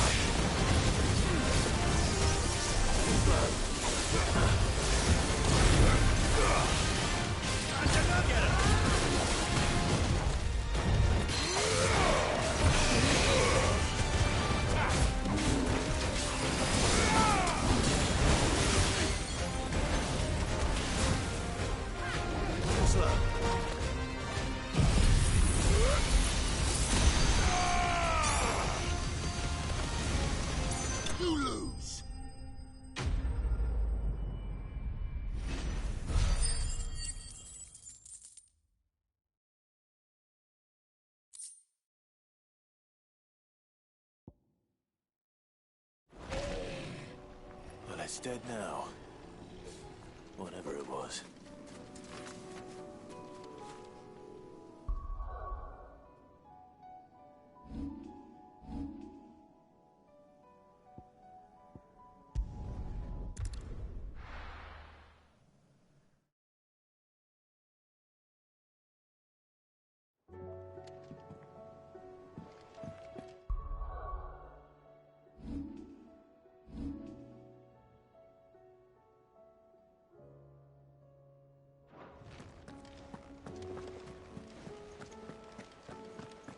Did you see that?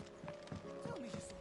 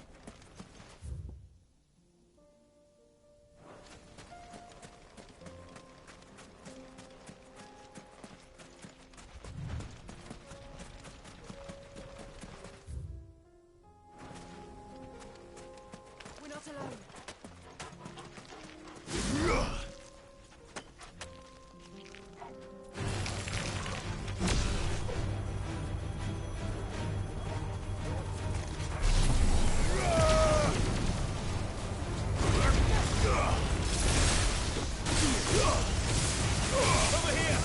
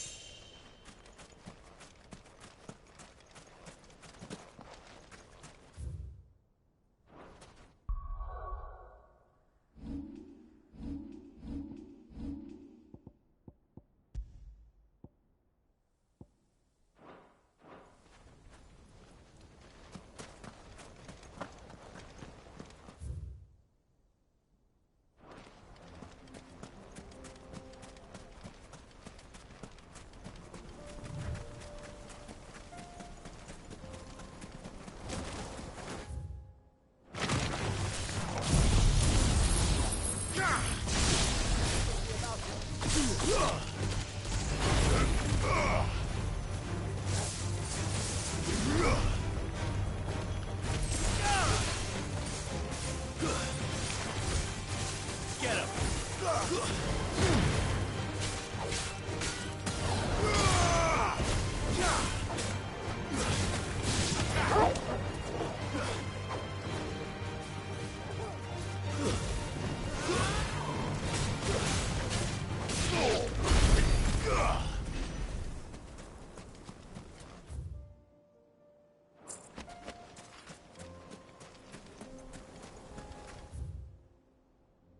Farewell.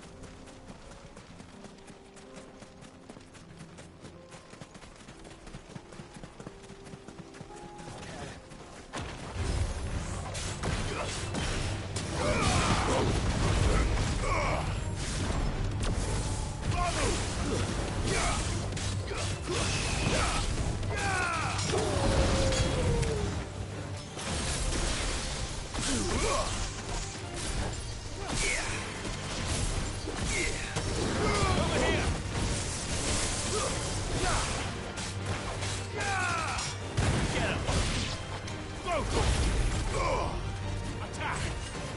Get him!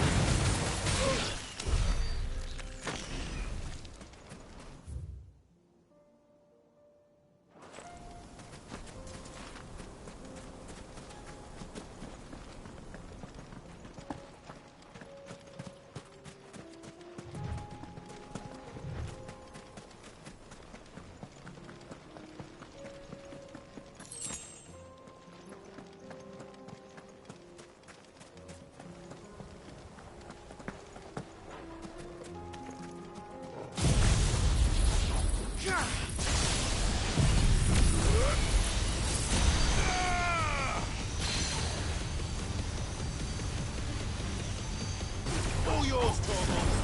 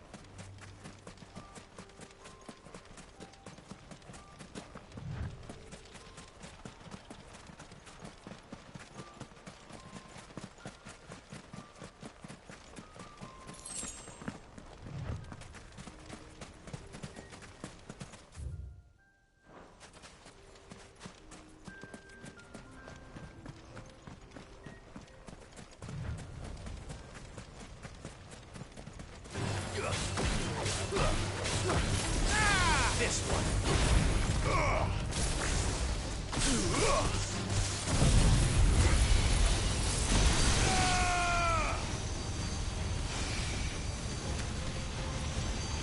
Down, Torgal!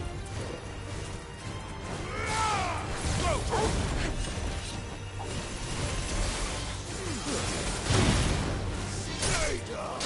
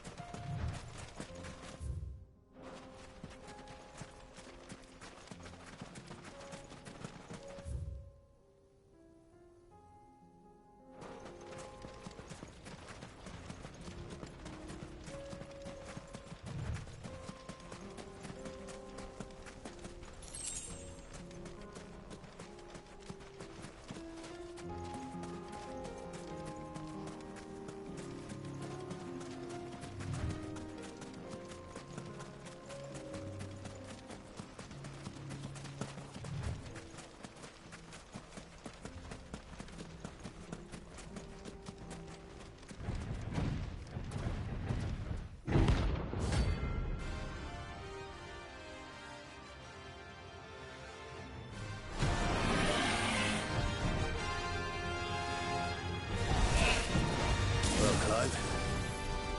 Looks like you're gonna need a bigger sword.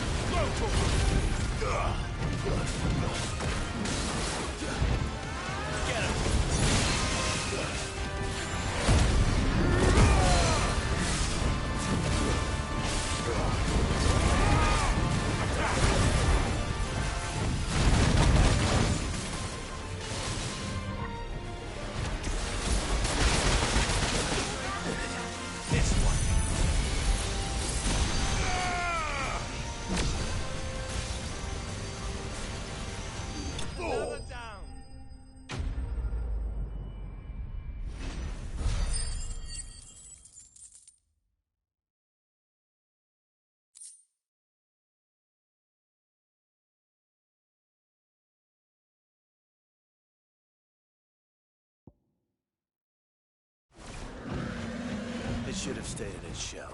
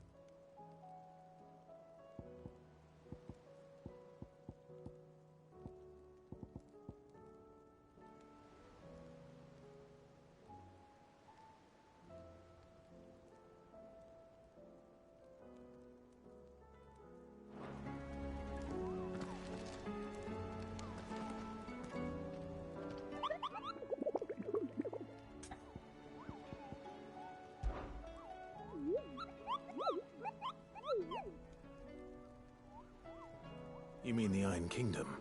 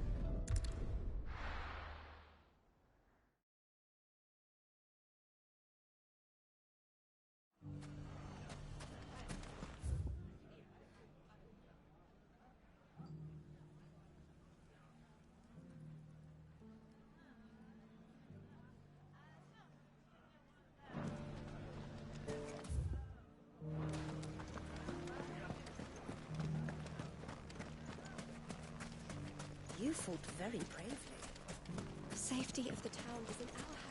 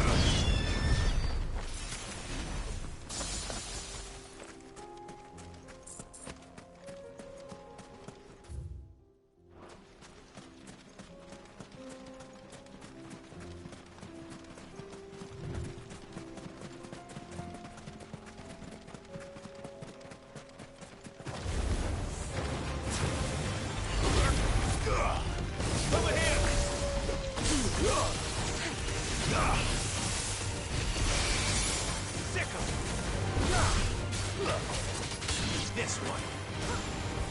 Attack!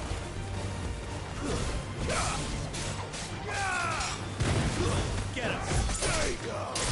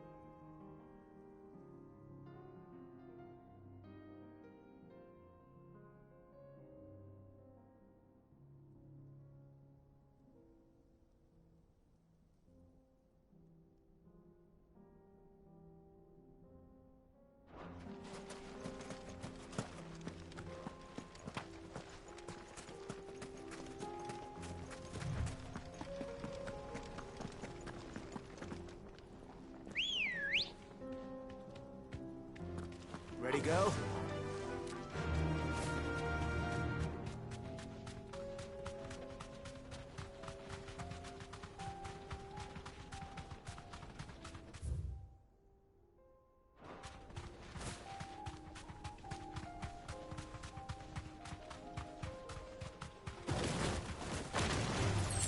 All right.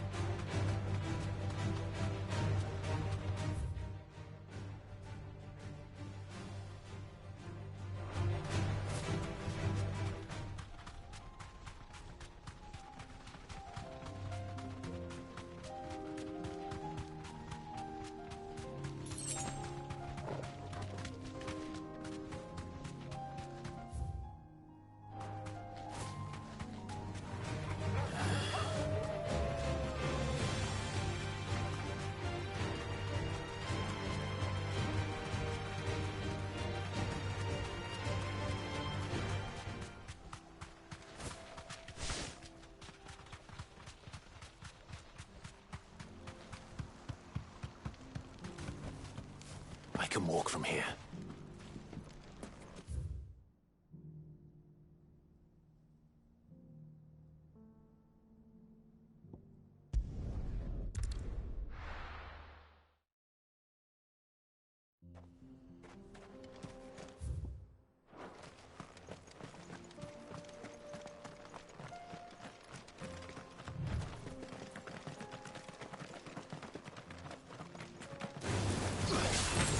Oh!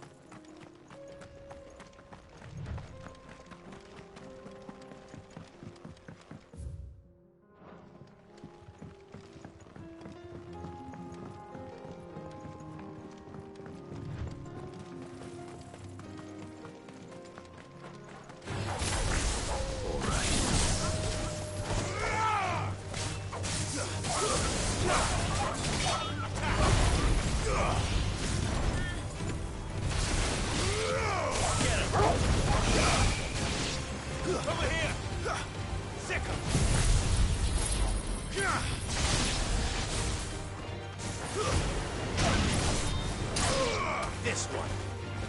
Go, Torgal. Get him. Farewell.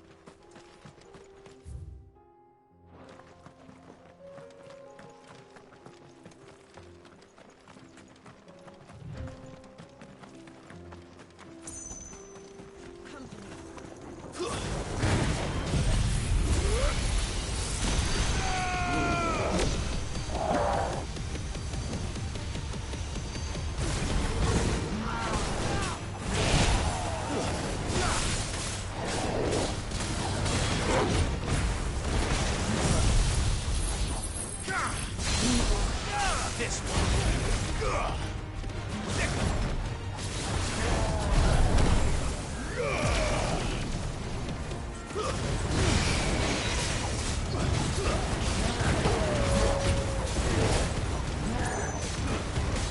Too slow.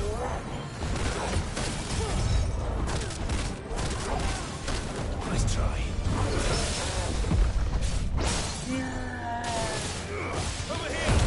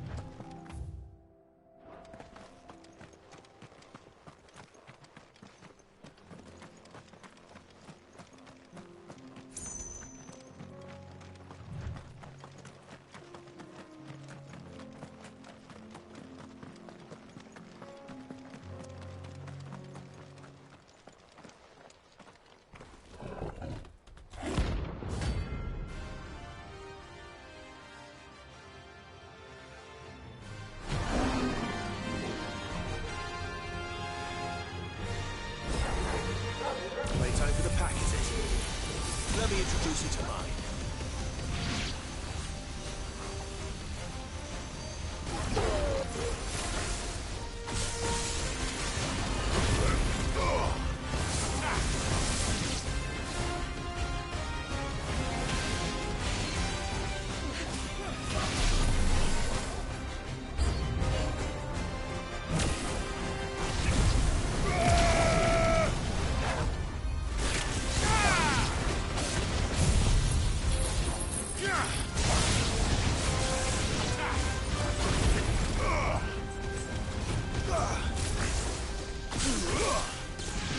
This one.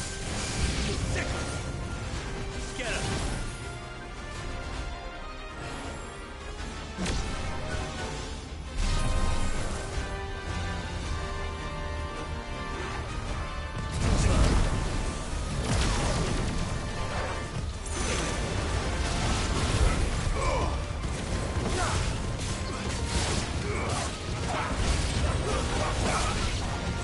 This one.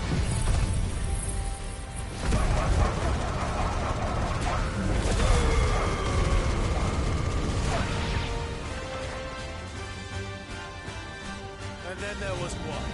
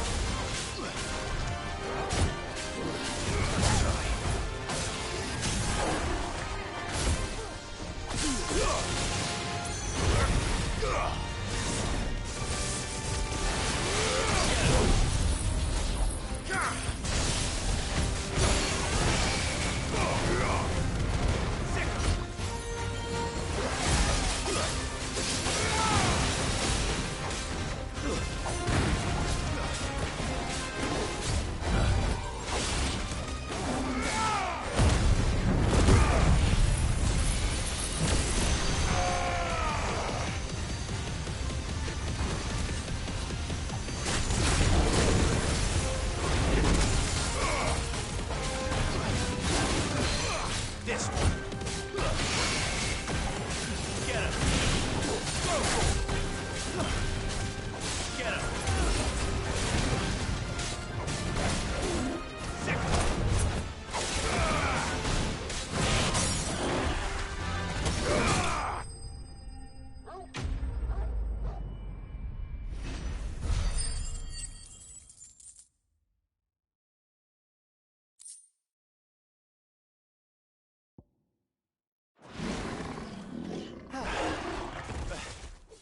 That wasn't too bad, was it, Torgal?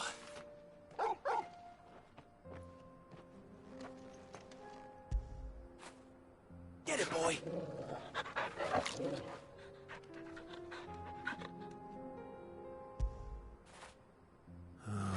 Torgal.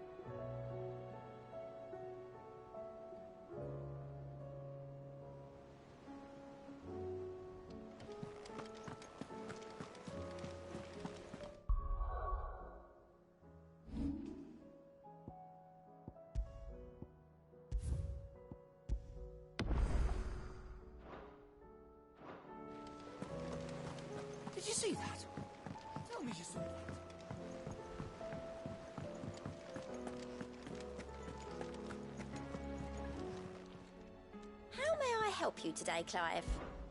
Is everything we've received and everything promised? You earned this. Come again. I may have more for... Yeah.